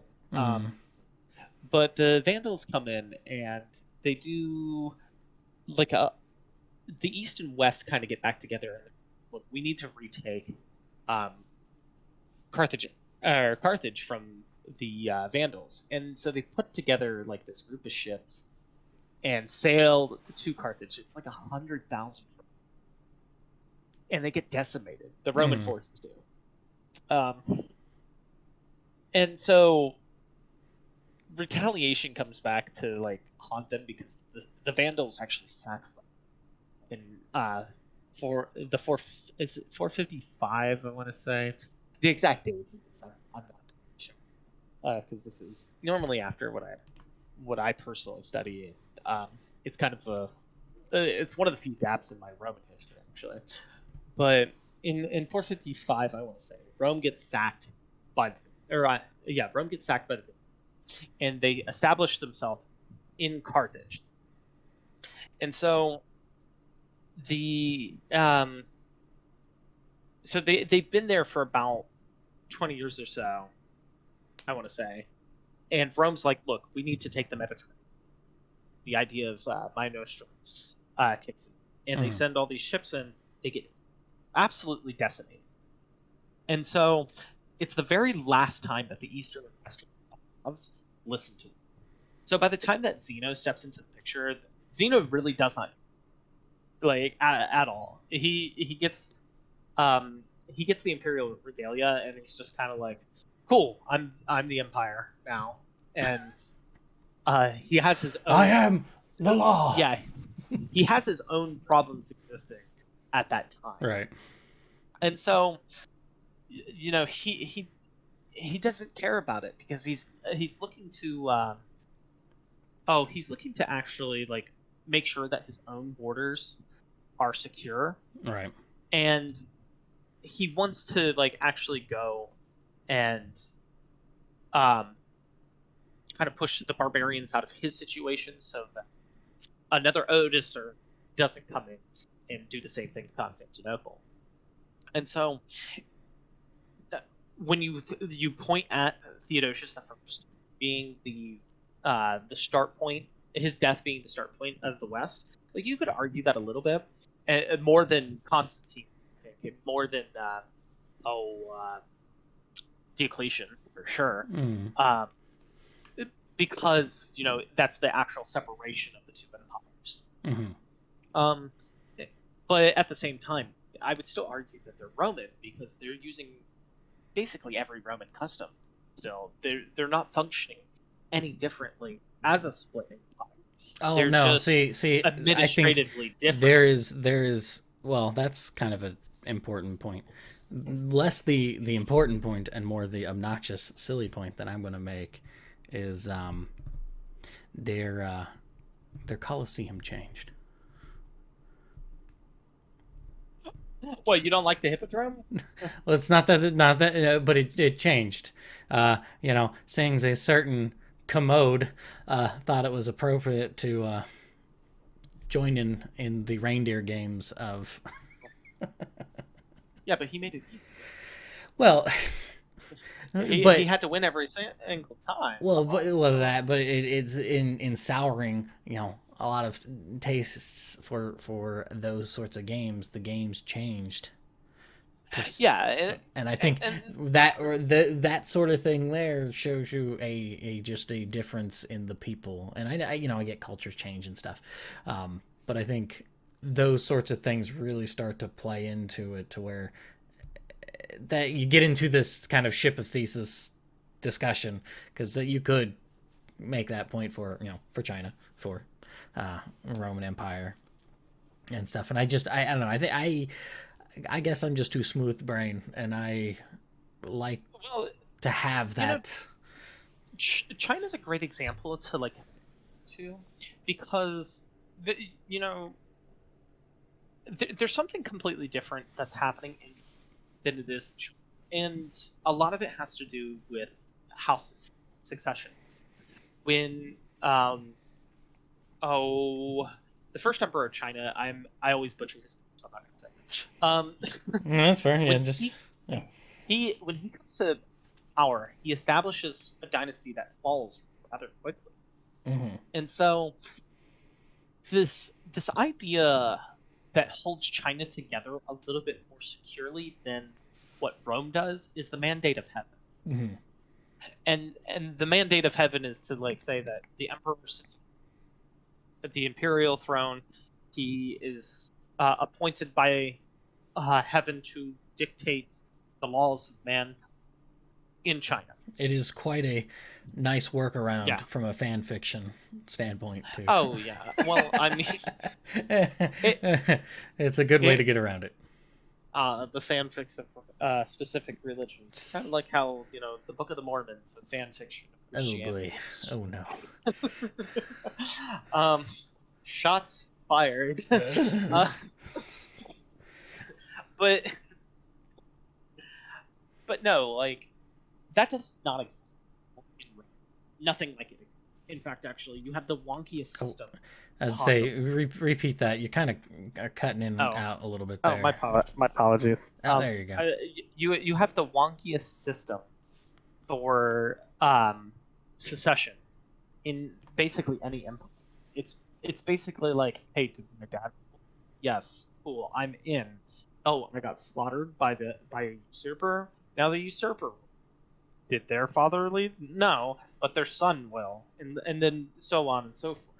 And something that does happen in the Byzantine era that doesn't happen in the traditional Roman era is that you have a couple female rulers, right, like Irene, that kind of step in, and they're doing some pretty barbaric things even to their own children, like Irene particularly, who's empress around 800, which is one of the reasons that the Pope kind of could get away with crowning Charlemagne, is that a woman was on the imperial throne. Right.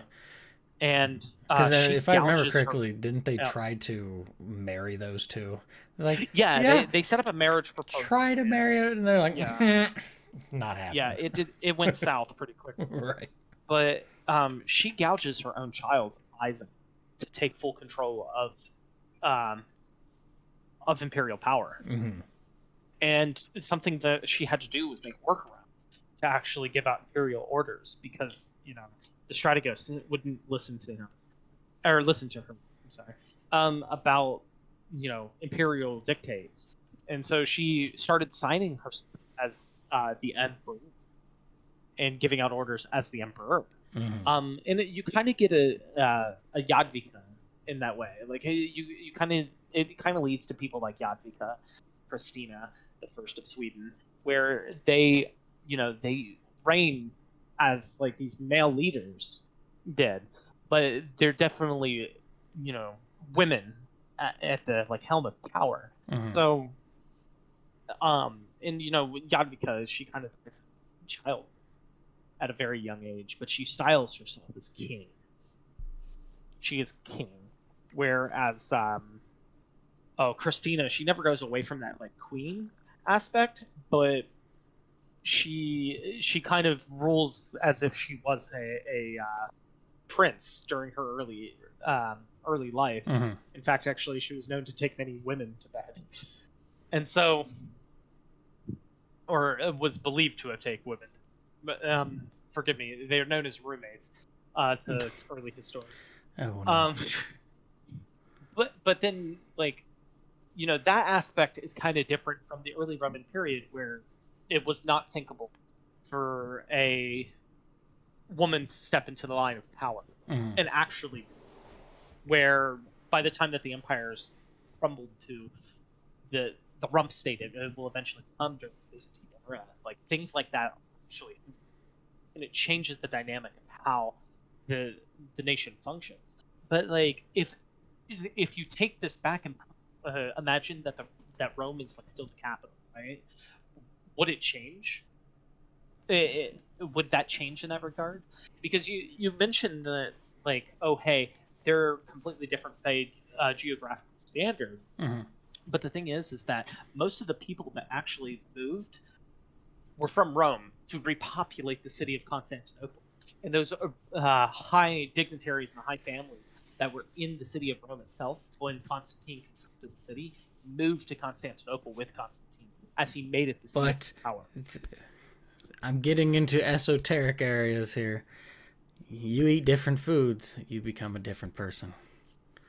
Taylor, Pizza Taylor is not the same as Hamburger Taylor, who's not the same as Salad Taylor. Nonsense. All foods that get stuffed into my gullet don't make me the same person. I am in the opposite camp of that. I just think there's something to that difference of different environment, different just area, I mean, administratively, like you had mentioned, I don't think you mentioned it. Yeah, you might have, but like administratively, they may have kept the language, but the language of the people. So there's where you can argue or have a good claim for the kind of entity. Right.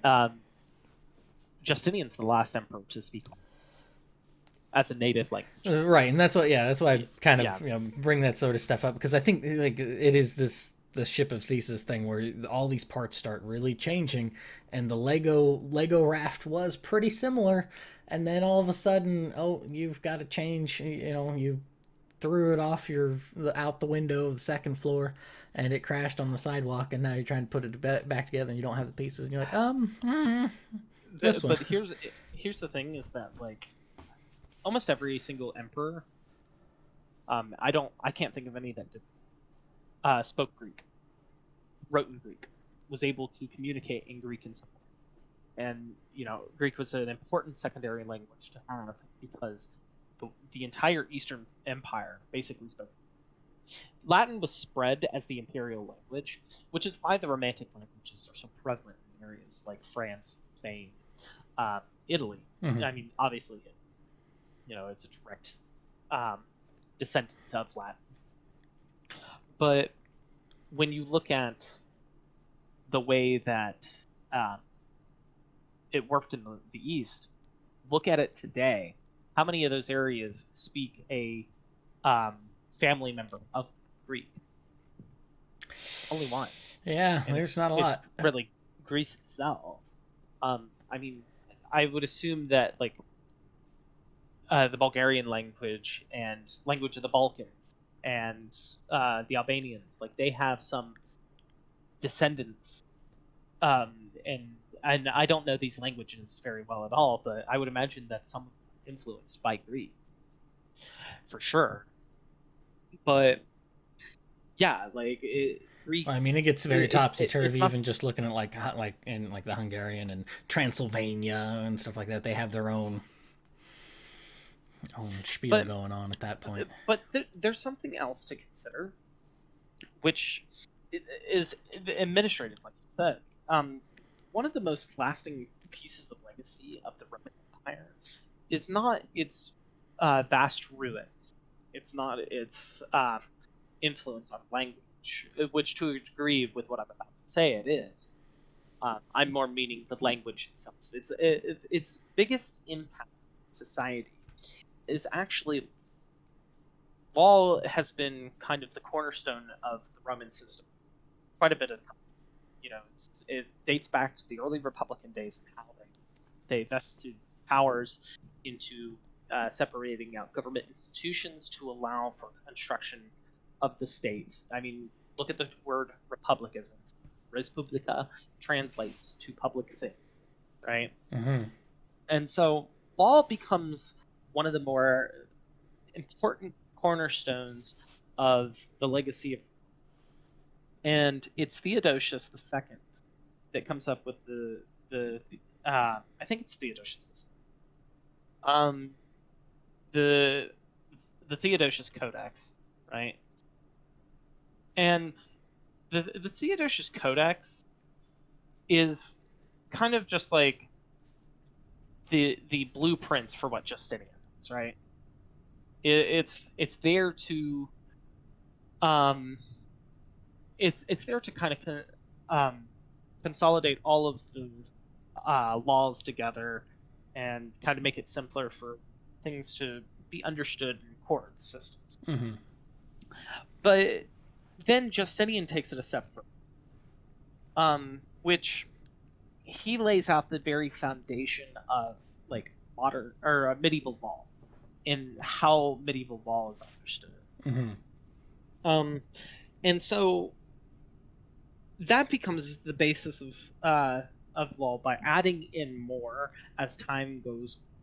And you know, I'm not entirely sure when that kind of dropped out of favor and they started using other aspects, but it was still studied in law schools, and I think it's actually still even studied today in law schools. But I know for sure that it was studied up until the 90s.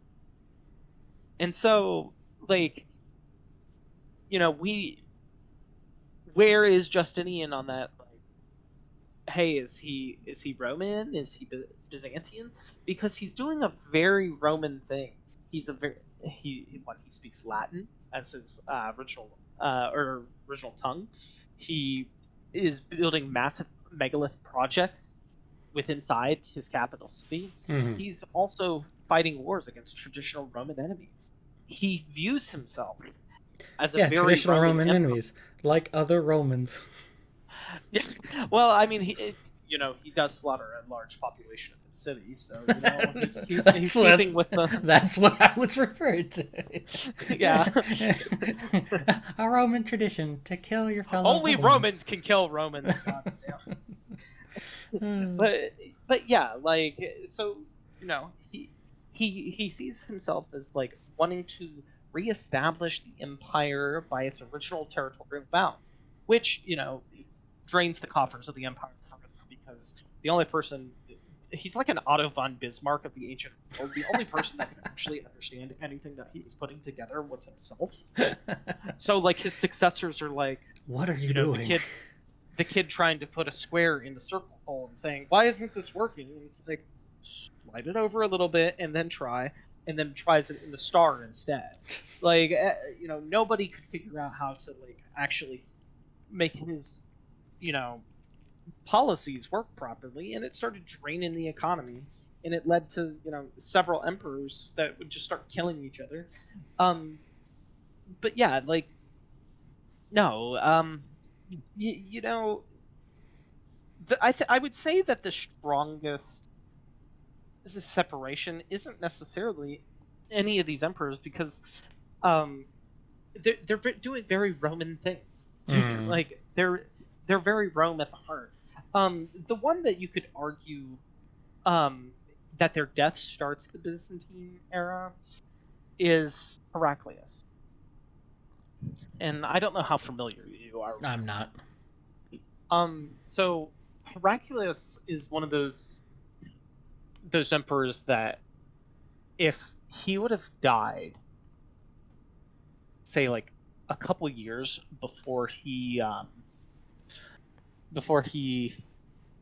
actually did die, Mm-hmm. he would be remembered as this like greatest emperor. Oh, that's always Like, rough. That's like yeah. Aurelius. So- The greatest gift or the worst gift he Yeah. ever gave Rome was having a son. Thanks. Y- Thanks, Marcus. Yeah, yeah, like he's definitely one of those. Oh And, boy. so he's born. He's born like I want to say, I think it's during Tiberius II's reign, and he rises the ranks and eventually like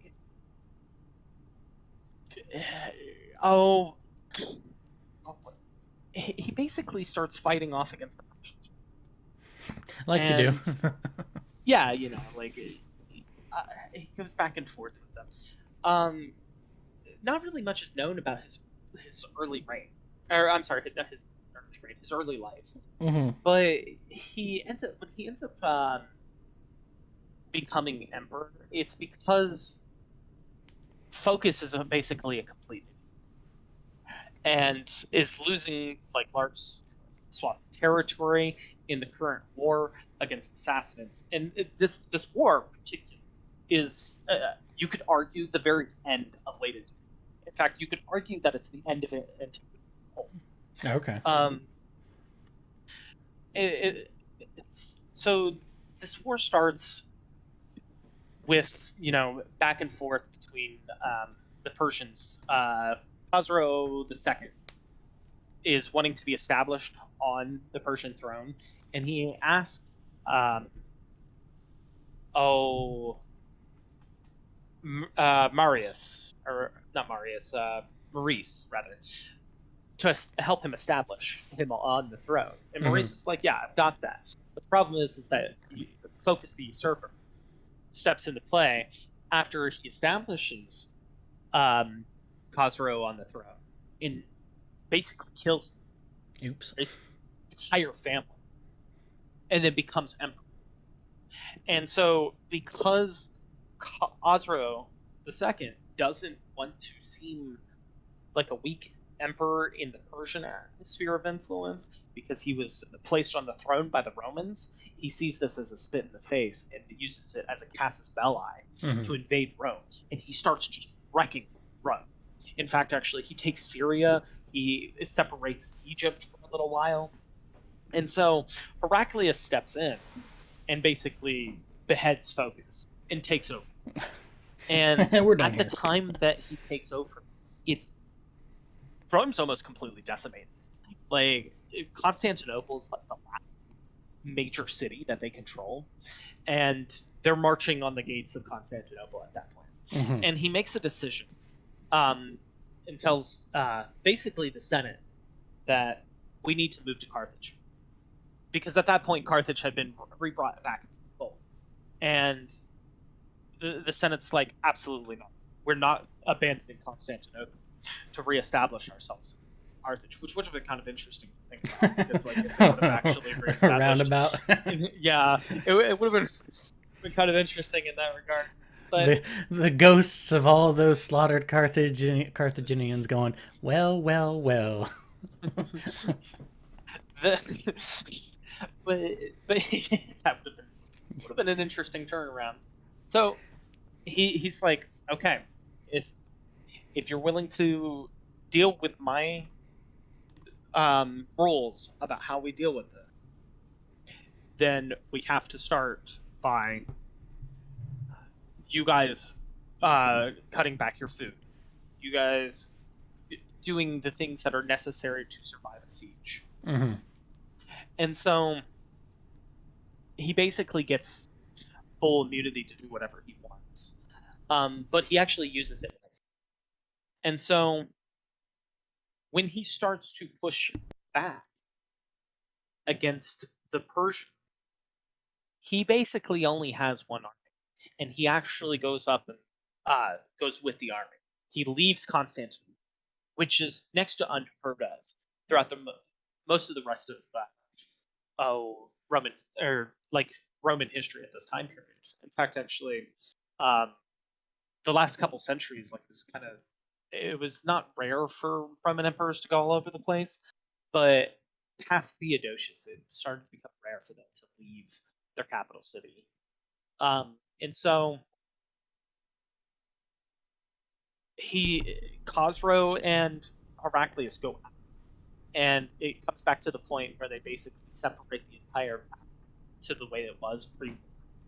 So all it did was decimate the land, but they reestablished themselves, and this war ends in a particular year, which you'll probably notice why it was such a devastating war.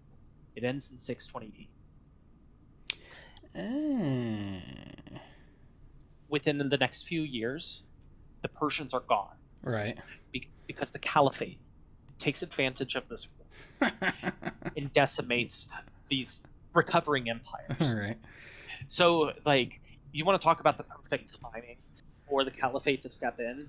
It's during this war. Right. Poopsie whoopsie. Yeah, and so the reason that Heraclius has that, like, if he would have died a couple of years sooner aspect about him, because I can't think of when he actually dies. I think it's in like the 640s. I want to say 642, but I could be wrong about that. He goes in and he had reestablished Jerusalem back into the control of the empire.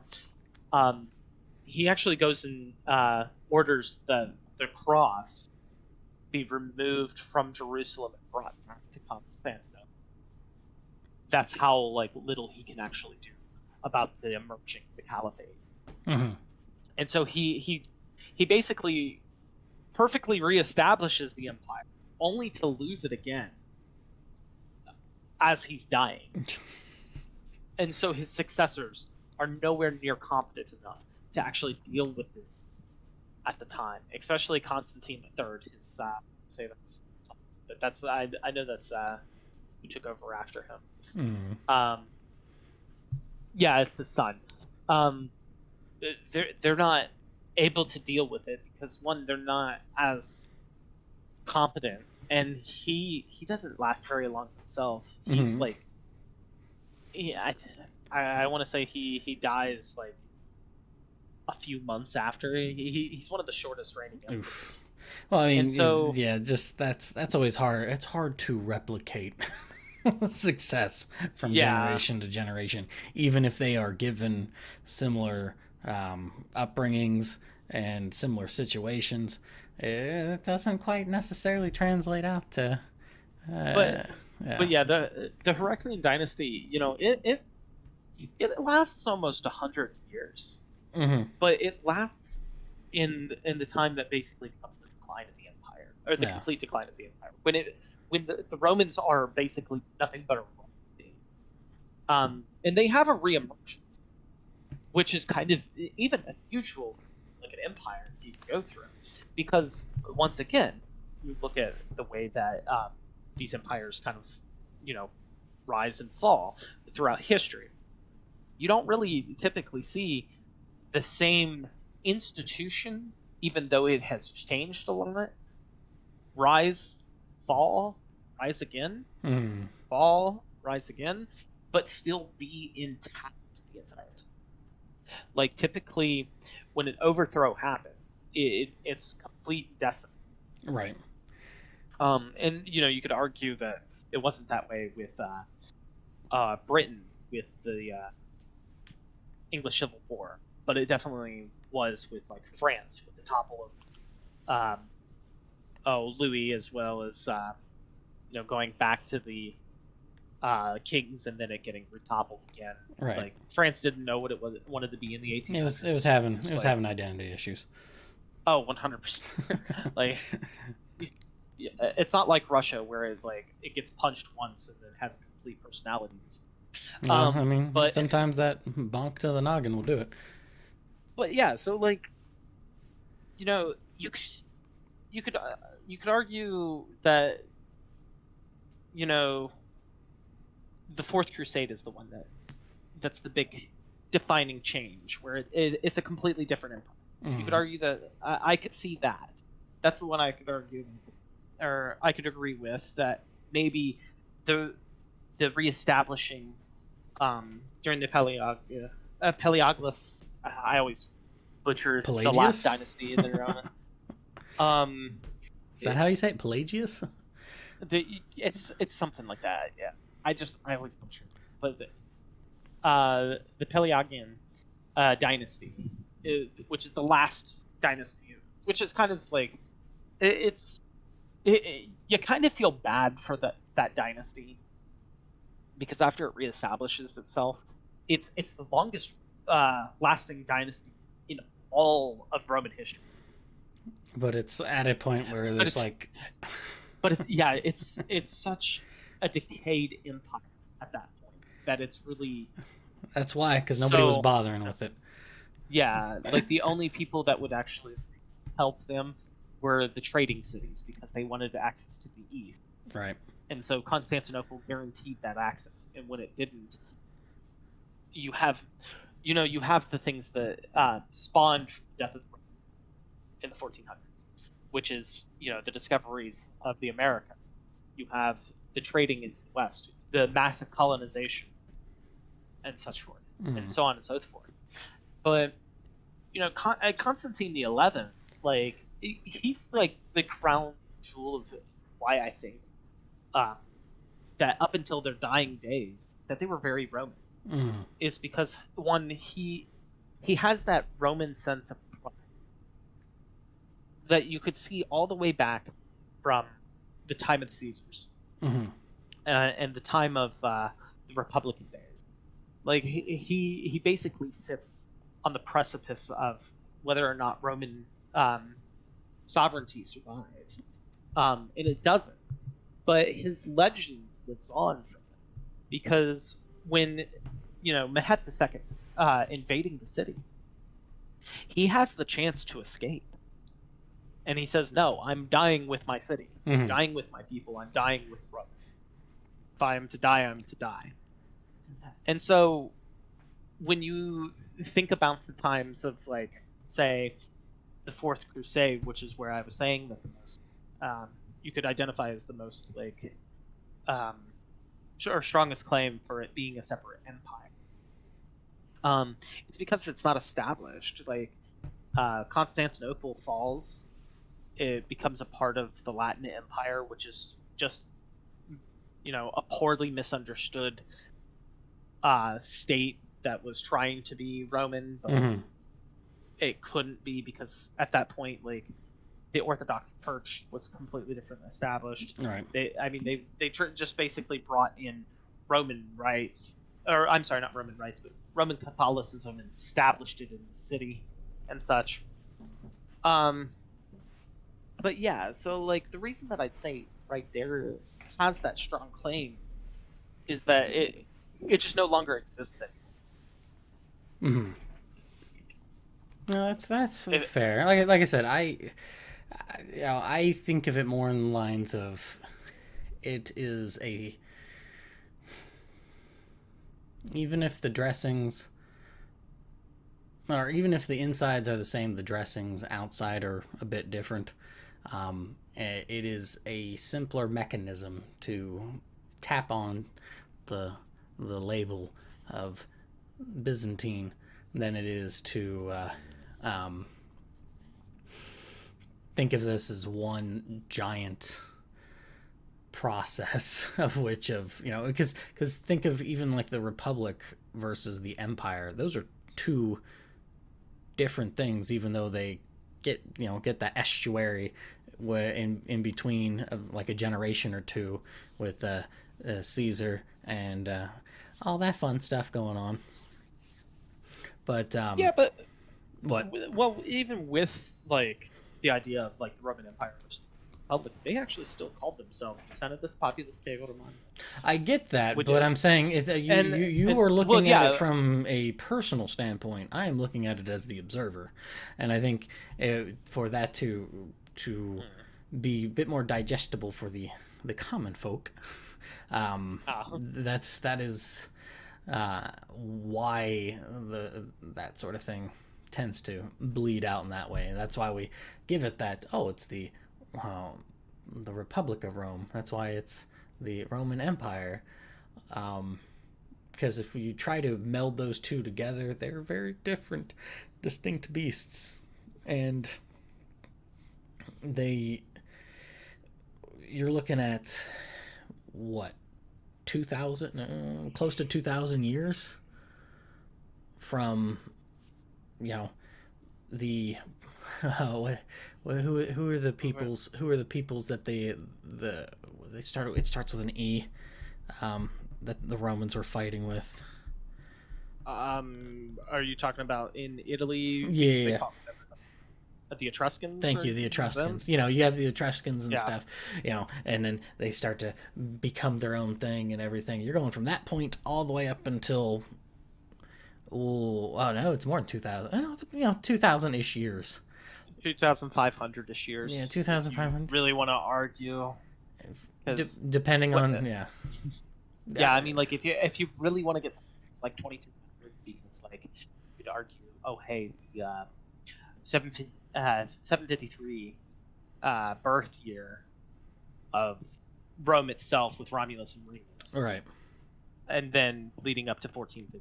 Yeah, so 2,400. So just imperial wise, Yeah, imperial wise, you could argue that it's 1,500 years. Yeah, it's 15, and then it's a lot of time, and you sometimes just need those labels to help. Yeah, and I don't have a problem calling it the Byzantine Era. I really don't. In fact, actually, I think that's a very fitting. But I think that calling it the Empire is a bridge too far. Well, it's not about it being a bridge too far. I think that it gives a misnomer, because you're basically telling these the story of these people that they are not what they thought that they were. Like you're basically giving them their identity, telling them that they have to, subject themselves to not being what they thought of themselves, in a way. And I think that's, to a degree, revisionist history, where it's saying, oh, hey, we're going to erase what this history is based off of our perception. And I think that dilutes the history itself, because we're telling the story of them, but we're putting our own twist on it. And I don't, I guess I'm more of a purist in this regard. I think that we need to establish, what they thought of themselves, who they were, why do we need to understand them, what effects do they have on us? Because the Byzantine era plays a massive cultural influence on us today, and a lot of people don't realize that. I mean, take, for example, it doesn't even register to a lot of people as well. I think it's just there's like, oh, it's the Romans fell, and then the Dark Ages, the end. Yeah, and that's starting to become a time to question. What was the Dark Ages' darkest? No. I mean, in fact, actually, something that the Romans did that was to their own detriment was they were stagnant in technological development. And because of that, they were not able to combat some of the issues that would plague them in the later half of the empire. In fact, actually, the Byzantine era, you could see that kind of change a little bit, where they were willing to adapt to different technologies, but something else that also plagued them was that they were very conservative, and because of that, they were stagnant. They have the same echoing issues of places like with the Lacedaemonians, where they just sort of conservatively bowed themselves out.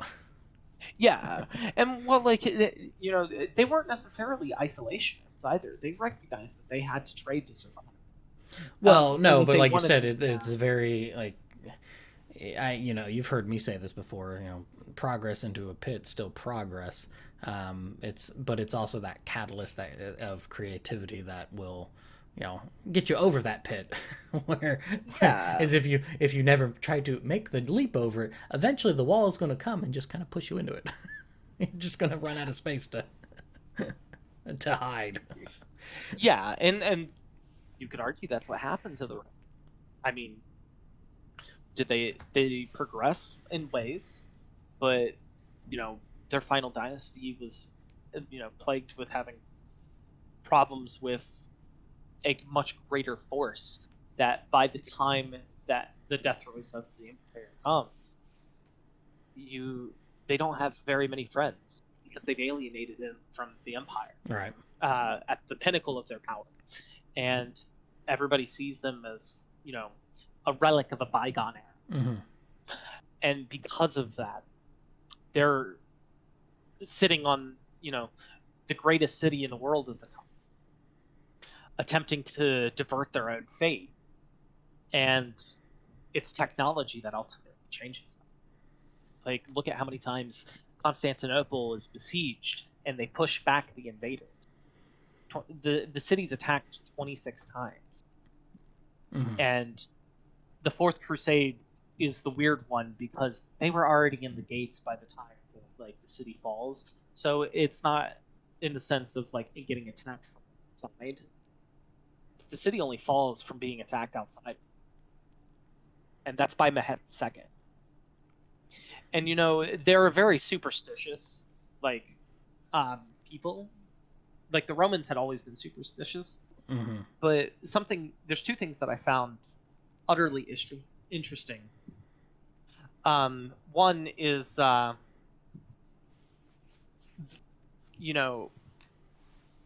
ruins that exist in Istanbul today, right? There was this massive statue. I'm kind of a little obsessed with this thing. I wish it was still around. There was this massive statue of Justinian that was right next to the Hagia Sophia, Mm-hmm. or Hagia Sophia. It was an equestrian statue of him holding a golden orb with a cross on top, right? Mm-hmm. And him pointing towards Asia Minor. And Muhammad is supposedly recorded saying that the city is the red apple, and for a while they referred to this golden orb as the red apple that Justinian holds. I think it's in the 1520s. I could be wrong about the time that this falls, but sometime before the city collapsed, that statue collapsed, particularly the orb, and it's viewed as a sign that the end times are coming. Hmm. And so the reports that we get from the fall of Constantinople is that, one, there's this prophecy that goes along, which is kind of fitting for the end of the Roman days, that it falls with kind of a true statement about the Romans, is that a Constantine will be in power when the city falls, right? Mm-hmm. And so the last dynasty, the only one that's named Constantine, is Constantine the 11th. And you would think they would just avoid the name, period. Yeah, And just like, okay, no, we're not. it's a superstitious period. Well, the thing is that he's like the fifth son of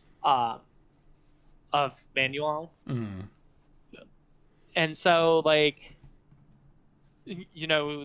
were probably like, oh hey, we should keep with the tradition of calling our children by old emperors and stuff.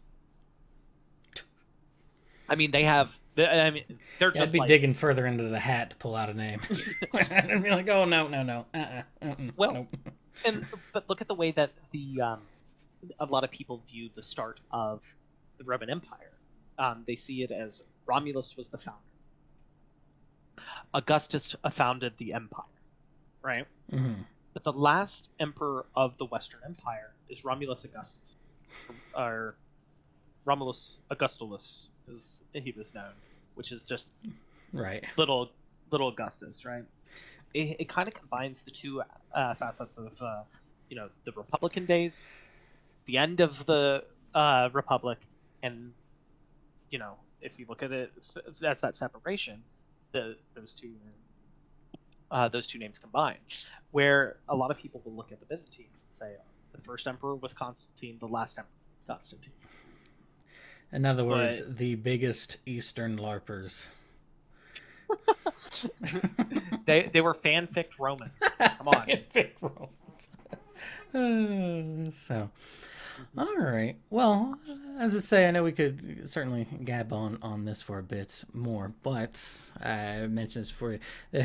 Mentioned this now that there are some other kind of historical. I mean, we did it here, but there's some other historical points in time that I'd certainly like to bounce back and forth on. But I think this might be a good way to kind of let it go and bounce into the quote. Hopefully, it's a thinker for some people. The unless you have, is there any last things you want to add there for? No, I think that can be a good stopping. But yeah, you do not have bad arguments for why to keep the Roman flag waving when it comes to the eastern side of things. I guess I just think of it more of just the layman in a simplistic sense of I think it's really hard for people to wrap their head around a leadership type, like administratively, and being this still central thing that's evolved but still there for millennia. That's fair. There's a reason that we use the term Byzantine. Well, exactly. I think overly complex, right? And I think that'll be a part of the title. Hint, wink, nod. I mean, you'll see the title. But, so, all right, but let's cut it there, and then we'll be back after the break.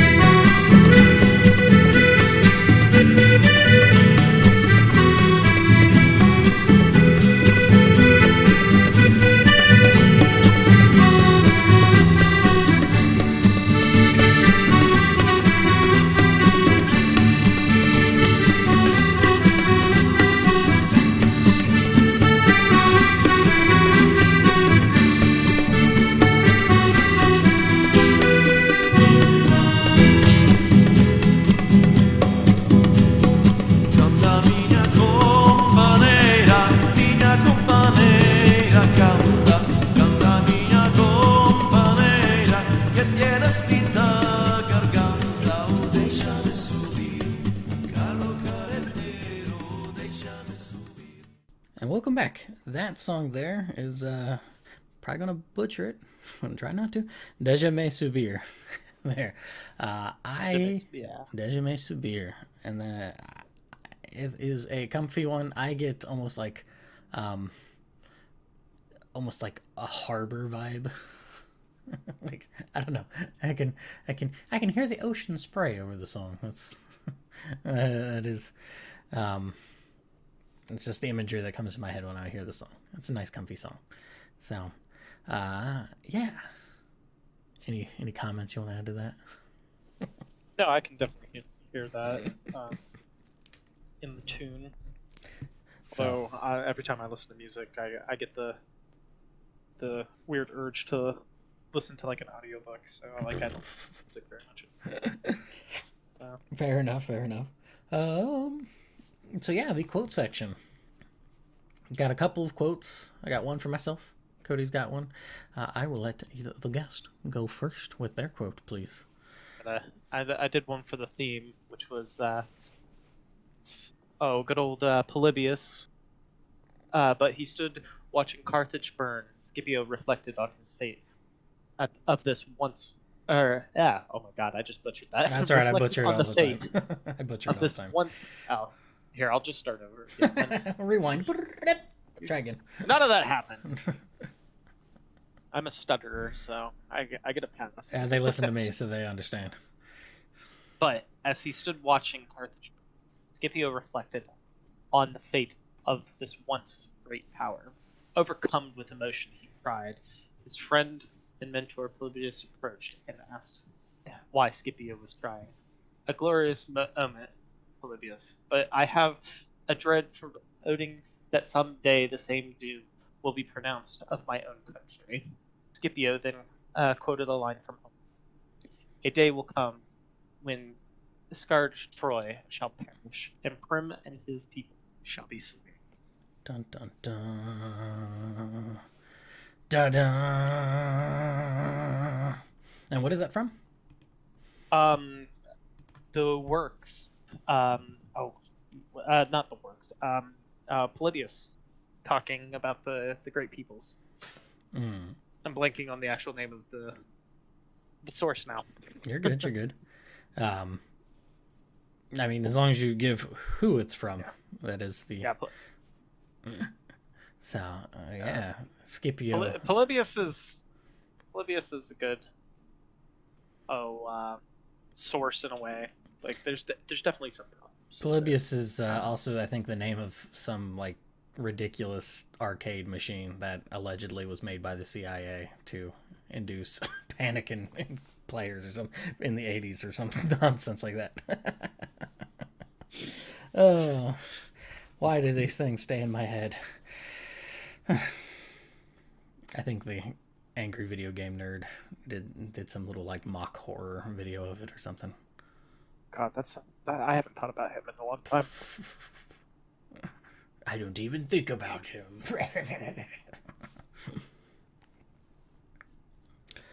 Oh, but no, that is certainly the foreboding.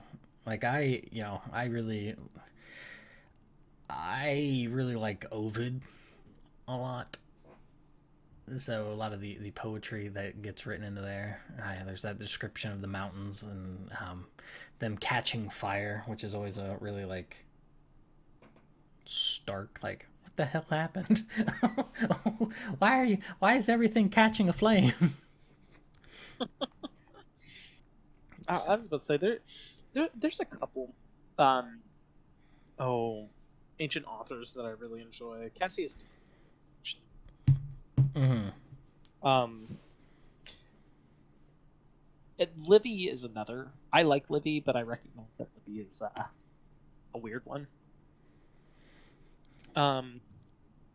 Procopius. I really enjoy reading Procopius. And I hate Caesar. I hate reading Caesar. Really? You didn't see? I didn't mind reading. Oh, it's not reading it in English that was the problem for me. It was learning it in Latin that became the night. Oh, see, yeah, I could see. I did not have that experience because I cut my teeth learning Japanese through initially the Ys video games 1 and 2. Outside of learning in the classroom, Ys 1 and 2. What's the Twilight Princess, and then the Moncho Nanazo, the Mystery of the Emblem, Marth Fire Emblem games, which was like the first and third game. That one plus Genealogy of a Holy War. Those were like the first game wise, and then book wise, it was Bochan, Natsume Soseki, and then Konjiki Yasha, Mori Ogai. Oh, I think that's his name. I think that's his name. I might have. I hope that's his name because I'm kind of blanking a little bit now. I think, but the Yellow Demon and stuff. So like those books, though I cut my teeth on them, they did not bother me to learn like even kind of older style Japanese and stuff from it. Oh, that's fair.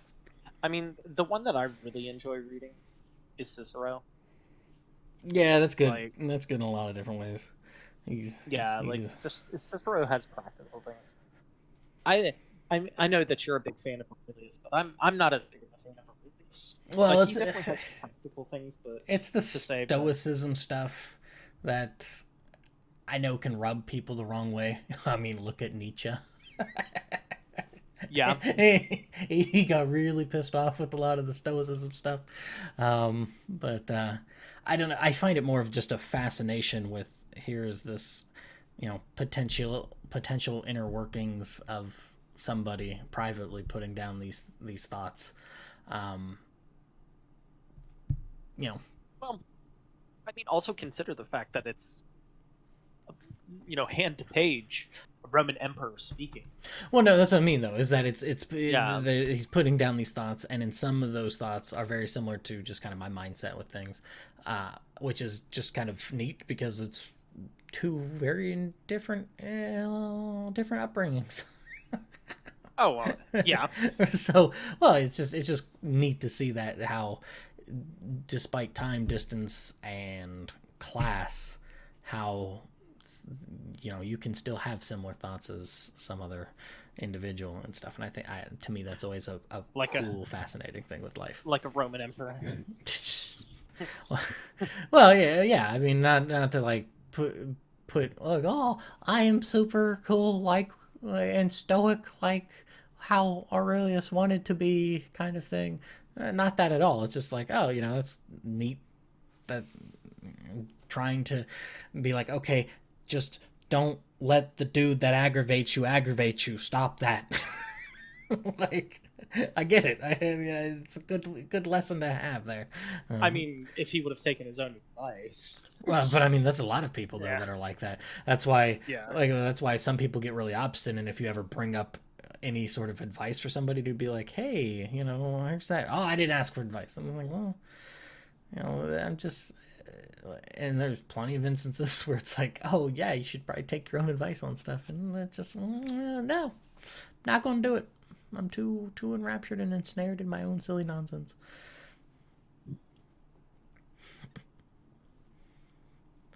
But yeah, he really did not listen to himself at times. Oh, definitely. I mean, But I hit the mean, mark of man, of course. well, I mean, yeah, it's yeah. I mean, we are human after all. Like, we do have to make mistakes every now and again. Well, I mean, to be fair, you want another example. Like, if he would have thought about it, he would have never put his son in. Well, yeah, I mean, that is a big red flag to, here's the line of succession for the last few have been to pick somebody who's like, oh, you've got these qualities. Yeah, you. And then to just completely be like, oh no, I'm going to bring back, my son's going to take charge because I'm going to teach him. And instead he turned into the preacher's daughter. And Also, consider that the previous emperors, they didn't have sons. mm-hmm. Like, that was kind of another factor. Fair. No, Like- that's fair. Oh, Hadrian was adopted, to take over. Or I'm sorry, Trajan was adopted to take over, and Nerva, the Senate kind of forced Nerva's hand. Mm-hmm. No, that's fair. Which, I mean, like, Trajan ended up working out. Yeah, I mean, Trajan brought imperial holdings to its greatest extent. You would just think, though, just once again, you would, in his, like you said, listening to your own advice. Yeah, I can tell myself this, but here I am seeing how it's unfolding.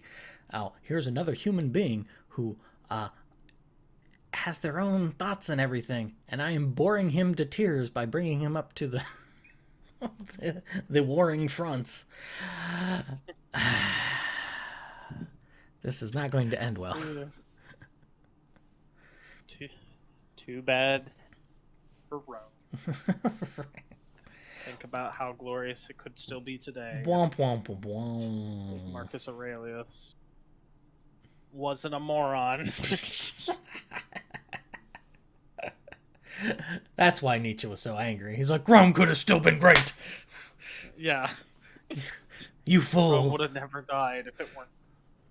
You We wouldn't absolutely. have been talking about the Saracen takeover.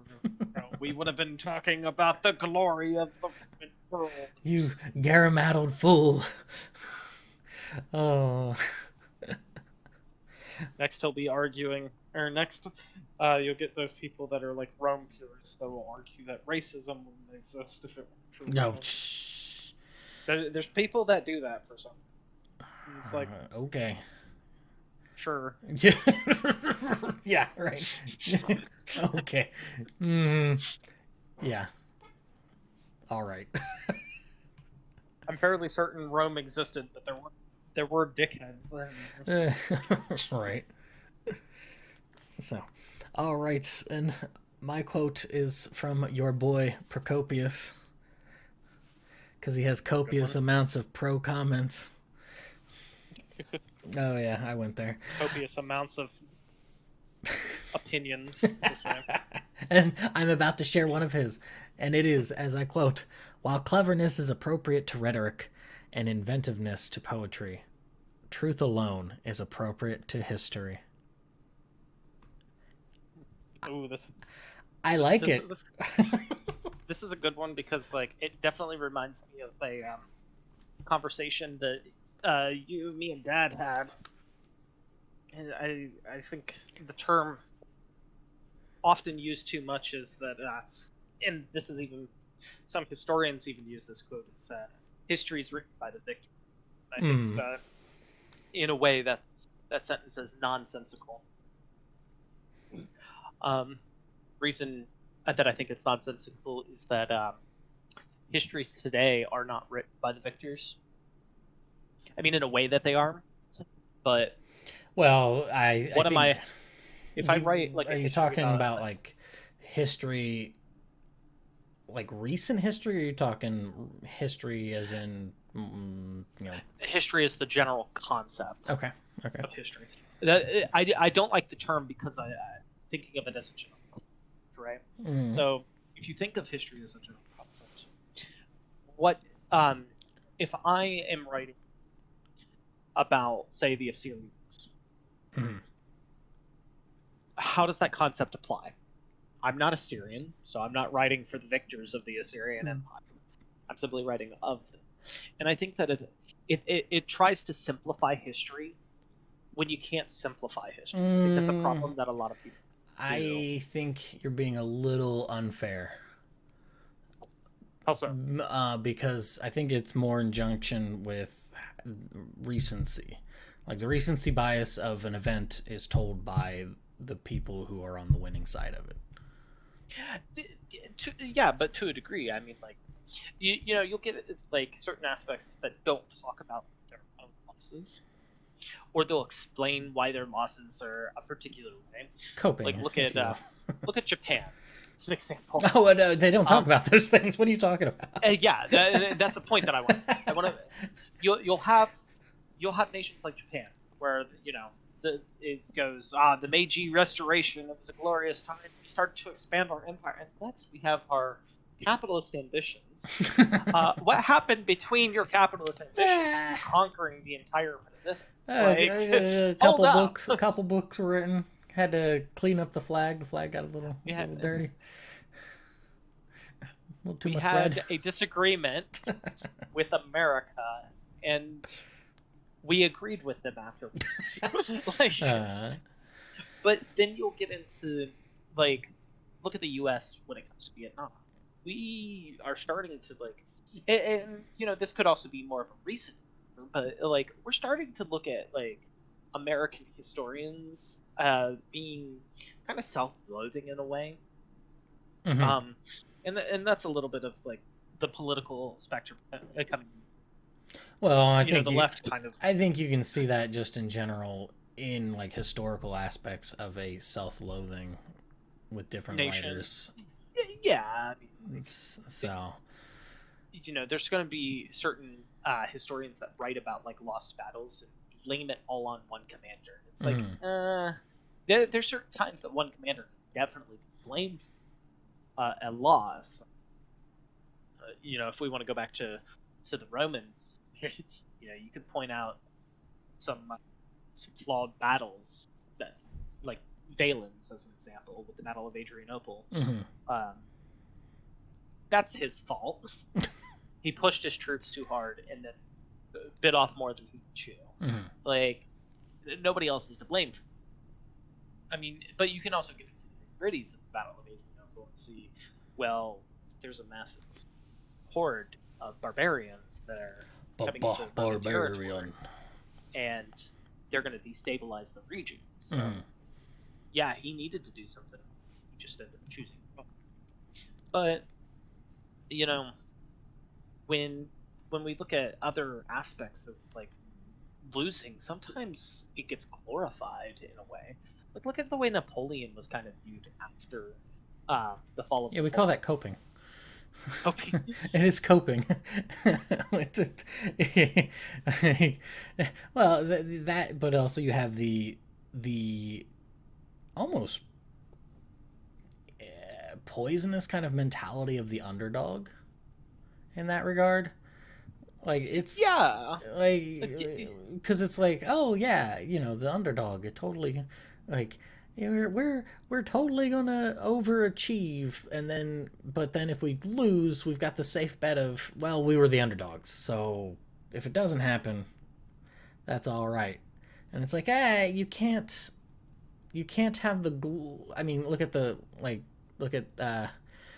Lacedaemonians and the Greek forces getting stomped there at a certain pass by the Persians. Yeah, like that's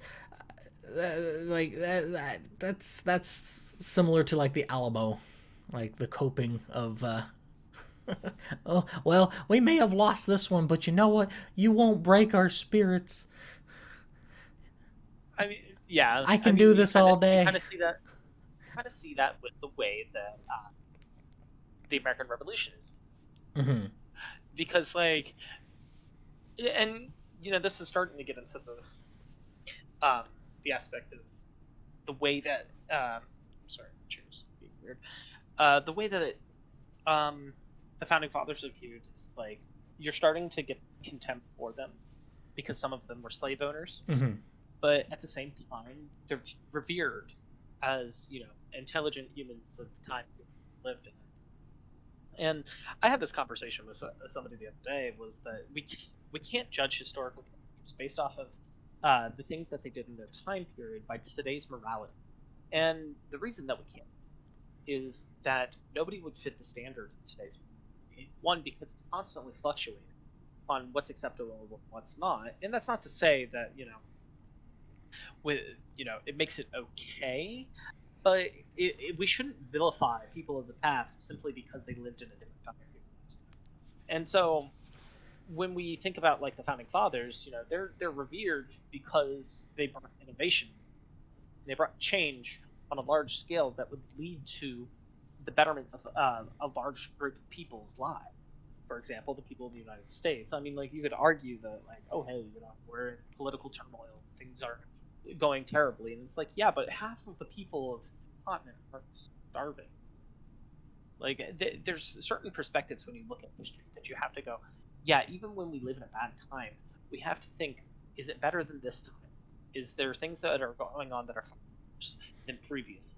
And then we have to, go back and forth on whether or not, like, how we view that. I think it needs, like, to an extent, there needs to be an emotionless detachment to it when looking at that. Absolutely. But A, that's just a very difficult thing to do.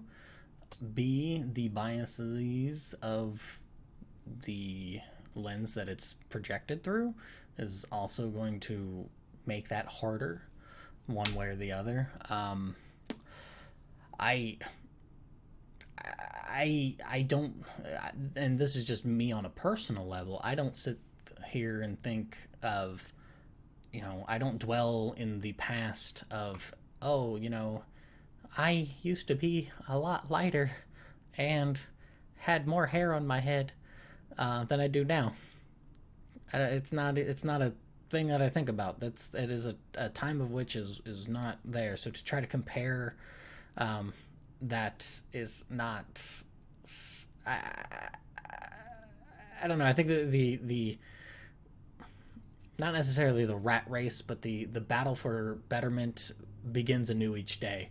And anytime that you start to rest on the laurels of oh well, we're better now, that is a way to create a bit of a stagnation, or a stagnant mentality. But also in the same hand, it could turn into like an autoimmunitive disease if you are too combative in going for it, to where you sort of just like the body attacks. Because I think that's, it's a hard line to straddle. Well, yeah, and I would agree. Like we need to remember the past for what it was, not what we want it to be. And so, you get these like, oh hey, study it in its purest form. It's like, no, we have to interpret it by what we think of it, but we also have to. Why would they do certain things in history? Like, why? What is it that compelled these individuals to basically go down the routes that they did that would lead to certain? So, for example, like the American Revolution, mentioned a couple of times. The American Revolution, in some ways, is unprecedented to other revolutionary time periods, other republics before it, because it was next to unheard of for a group of people that identified as the country of origin where they came, being willing to separate from that identity. And so, like, when we think of it that way, we don't really consider like other factors, like, oh hey, they were doing, they were part of the slave trade. We don't really consider the, oh hey, well, what were they doing about the slave trade? No, they were just slave owners. They chastised them for that. It's like, okay, but some of the founding fathers were like pure abolitionists that believed that the slave trade should be abolished. But that doesn't get viewed into it. They just see the front and center thing that is bothering them, instead of seeing what they were trying to accomplish. So if you take that mentality, as you said, and have the removal of emotion, you can see there is progression that they are pushing, that's leading to a particular thing. It's a long march, but I mean, it does. But that's how all progress is. Well, no, I get that. What I was about to say, it's a long march from the mentality of, oh, there are people who are naturally slaves. Like, I believe Aristotle. I think that was. Yeah. was that. So, I mean, it is a bit of a long march to get from that to being like, hey, well,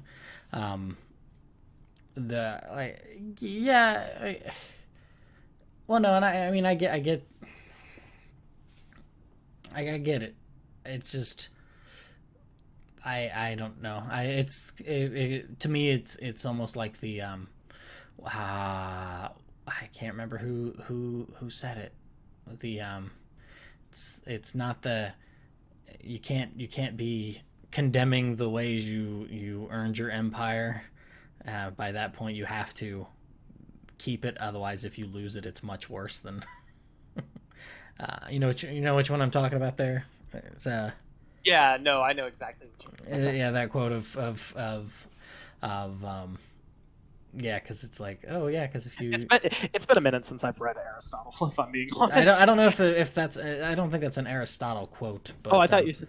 Well, the one about that there are people who are naturally like slaves kind of thing. I meant the other one where it's like, not another one, but a different quote of, I think it's in the history of the Peloponnesian War.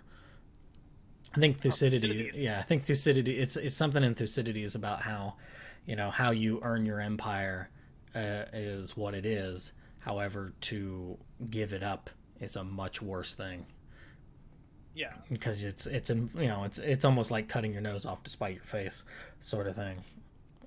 You know what's kind of fascinating when you consider like that idea of losing the empire. We mentioned the Bronze Age earlier. Mm-hmm. Now, something that people might not realize is that we have a lot of records from the Bronze Age, but still don't understand why it happened. Right. And the reason that we have a lot from that time period has a lot to do with how records were stored. And believe it or not, like pre Bronze Age collapse civilizations had really well organized storage for their library, to the point that when a city got sacked, they would burn down everything. They wouldn't take, records and stuff, because the layman soldier didn't care about those kind of things. Right. But when it burned, it hardened the clay that it was written and basically turned it to stone. And a lot of these records we have today is because they were destroyed and left in the desert to just kind of drier climate kept it. Yeah. And so one of the reasons that we're able to keep all of this stuff is simply because those areas were the perfect area to like keep recordings and records. And so when we find them, we're able to basically decode them, read them, understand them, and then get a better grasp of the time period. Now, they're not perfect histories by any means. Anytime that actual history is written, it kind of, you have those old time, I came to this land, I conquered, I spread salt on their fields and dispersed their people to my slaves. Right. It's very straightforward. It's got the lacking of description that leaves you for wanting more, but you understand what. Well, I think that those are the quote unquote truest sense of history, because it's such a straight laced like hey, did this, hey, this happened, hey, this happened. Yeah. So you're like, oh, okay, but the dramatists and all of us are like, oh, but what happened to the cool slashy slash and the pokey poke, kind of chariots? No, nothing. They were spread to thy lands. But the thing is that they start to do that, where they explain oh, hey, we had this large. So you could argue that the first recorded empire to ever exist was the Akkadians. With good old Sargon of Akkad, kind of establishing that first true dynasty in Mesopotamia, because of how ancient it is. Sargon of Akkad is several thousand years old, and we don't have a full description of one part of his reign, because it's just lost to history. And it's what do you expect for something that's nearly 4,000 years old? But what we do have, you start to see the makings of what would happen everywhere else in the world with solidifying. And so when we look at history, we can get those themes to start pumping. That helps us understand how certain ideas kind of constructed in histories, that we can set it aside, and then when we look at a new era, go, well, let's go back to the blueprint that we understand from basically every other civilization and see how it actually compares with what's going on. See what makes it different and how it can amalgamate into something new, if that makes sense. And so, when Sargon was conquered, the ideas of the four corners of the earth actually comes from the Middle East. This is something that I know a lot of people don't understand, is that Sargon took this title that would eventually trickle down to Persia, which was king of the universe. Right. And that seems like such a weird title to kind of put together, in particularly with a leader of a great nation, right? But when it comes down to the Persians, it's a title that they use up until the 1970s, which is King of Kings, and it's one that would become the ceremonial title of the Persians. And in fact, actually, during the third century crisis, it was actually given to a Roman to spit in the face. Mm-hmm. But we do know from all of what ancient aliens have told us that that it's probably some gag. The aliens told them to call themselves the universe, so when they recorded it and showed all their alien buddies, they would just get a laugh out of it. That's how it goes. Yes, exactly. Because they knew how to speak Akkadian. They knew how to have a goof. Sumerian. Yeah. They knew how to have a goof. Like, look at these silly humans. Silly humans. King of the universe.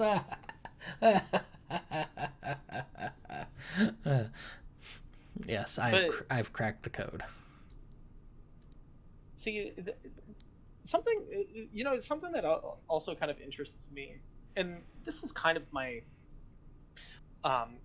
my secondary interest, as I like to call it, history. I mean, I study all sorts of history, just for fun. But if I consider a second time period that I'm utterly fascinated with, that I will always go back to, where sometimes I read a book on something I'm satisfied with this period of history. Maybe I'll come back to it later. World War I. That's a bit of a leap. Yeah, it really is. But the idea of hubris plays a heavy hand in the First World. The idea of what? Hubris. Oh, okay. Hubris is a massive idea in history, just in general, because you'll get those people that are like, hey. Well, I mean, it's just people being people, like. Oh yeah. It's just that's. I mean, that's. That's Yeah, well. I mean, that's what I said about the Aurelian thing. It's like that's just, this is what bugs me when it comes to people saying that things are so different now that there's no comparison, or it's a really hard thing to compare. It's like, no, like, yeah, the pieces and parts around, with technology and stuff really is different, but there's still that element of the human being that we're still squishy. It's very much. We're still very squishy. We are all humans. We just are in a different time period that echoes the past so harmoniously. In a way, yeah. Like, so, for example, if you explained how the world worked today politically to somebody of the ancient past, they would understand. Especially, I would say those Athenians. Hint, hint, wink, wink. Yeah, I mean, the Athenians would understand modern U.S. politics, to a degree. Like, there's certain elements that they would be like, what is the point of this? It seems a waste.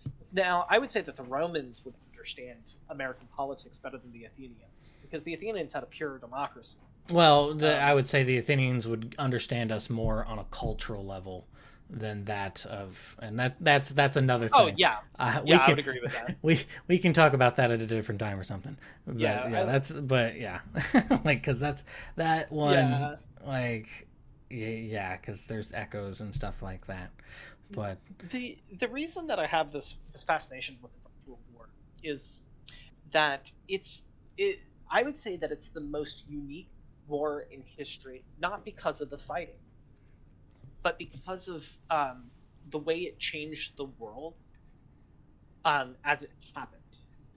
So, we still have like dictators and stuff, right? But when you look at the world pre First World War, it's very much a advanced medieval world, like, yeah, rights are starting to, but rights have been something that had developed and changed over time, since, you know, time immemorial in the world. Like, you know, certain societies, people barely had any, or, you know, you look at the feudalistic eras.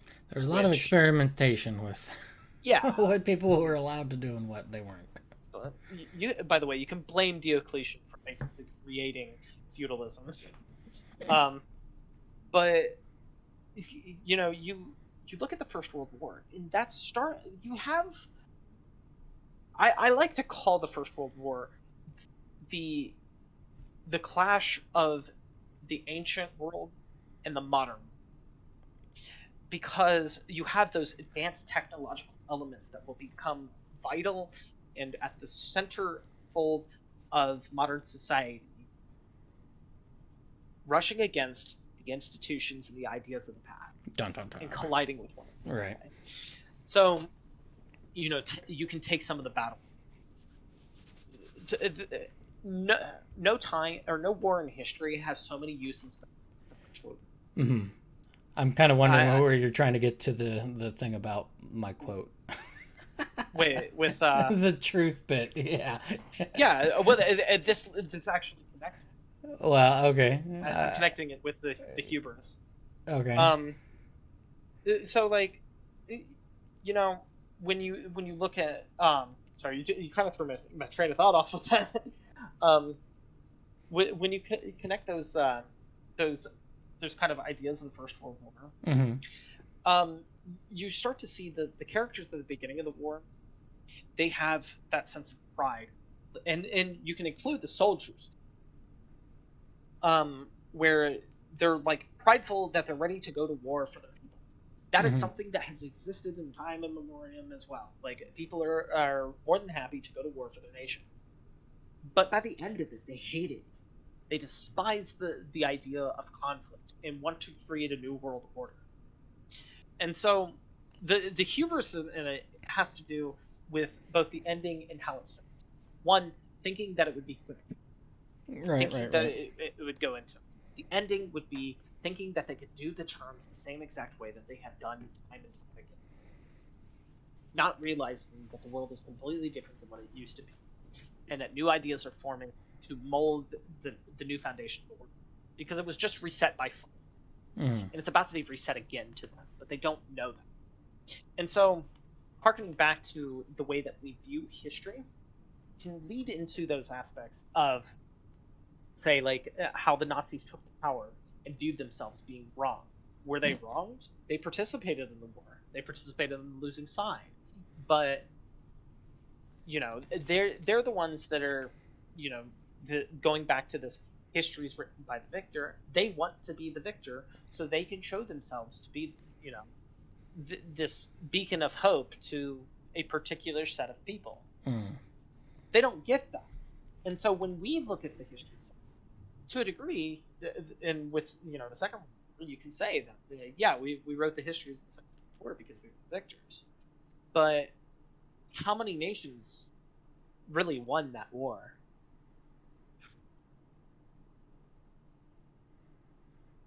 But they're not the ones that the main winners are the ones that really. I mean, they won the conflict, but is there victory in a That's conflict? why there was the Cold War, because two of the winners couldn't quite agree on things. Yeah, and that ultimately leads to this idea, I think, can be challenged, because it's a constant struggle. It's not that history is being. No, yeah, that's why I say every day is a new fight to be fought. Like, yeah, that's what I mean. It's not like this is where when I hear things like, oh, I am on, like, we're on the right side of history. I'm like, history changes. Like, we could be totally fine, and then 10 years down the road, we live in Lord Humongous Mad Max world. Like, it does not take that much of a hop skip to fall down the well and then be in the year of hell in Serbia there. So yeah, well, imagine like 50 years in the future. Nope, I can't even imagine 50 days in the future. Well, no. I'm not saying actually, like, But I this know, is I going get, to I happen. get, I Yeah. get what you mean. It's like Yeah. a futurist's Like- task is not one that I envy. So Yeah, no, and it's not, because like if they decide that slavery is more, just decide that the last 150 years was a black stain on the world order. Like, what's to stop that other than us determining now what like is moral and trying to explain how it can be and how it's a good thing. I will always bow down to the proper determination of what is moral and what is not. And that is might makes bank account right. of- The bank account Might Jeff makes Bezos right. got it. Well, I mean, the bank account could be a part of your might, but Yeah. The more things change, the more they seem to stay dun, the same dun, dun. So And- yeah, in ways. right. But no, So, I think that, as that, I'd say, that quote fits. I think that quote fits perfectly with the point mm, that I'm making about the second or the first and second war. that's a possibility. Dun, dun, dun. So, but yeah, I think that is where we're going to wrap it up. And any last words? No, not that I can think of. This has been a good conversation. Yeah. I hope that everybody tuning in enjoyed Mhm. themselves. So yeah, the if you want to give your Twitch stuff again real quick. Oh yeah, I am the Wandering Roman over on Twitch. Mostly does my Minecraft stuff right now. Yeah, I'm planning on doing more history stuff. I will go on random, especially if I'm playing with the right people about history. Otherwise, we've been kind of doing like I forget what an SMP kind of thing with a couple other friends. Uh-oh. They're fun to play with. I'm getting thunder. Nature's telling Yeah. me. I should be quick about this. Yeah. Oh no. All right. So, okay, yeah, I will make sure to have a link for it down below as well. So, yeah, that is it for me. It's just a historical thing. I probably have a couple more here and there because there's some other ones that I'm a bit more involved and interested in, especially when you get into the deep past. That I like to dig around in. So. But that is it. Thanks for listening. And the song outro is Rumba Catalana. And it's a good one. Enjoy. See ya. Bye-bye. Take care.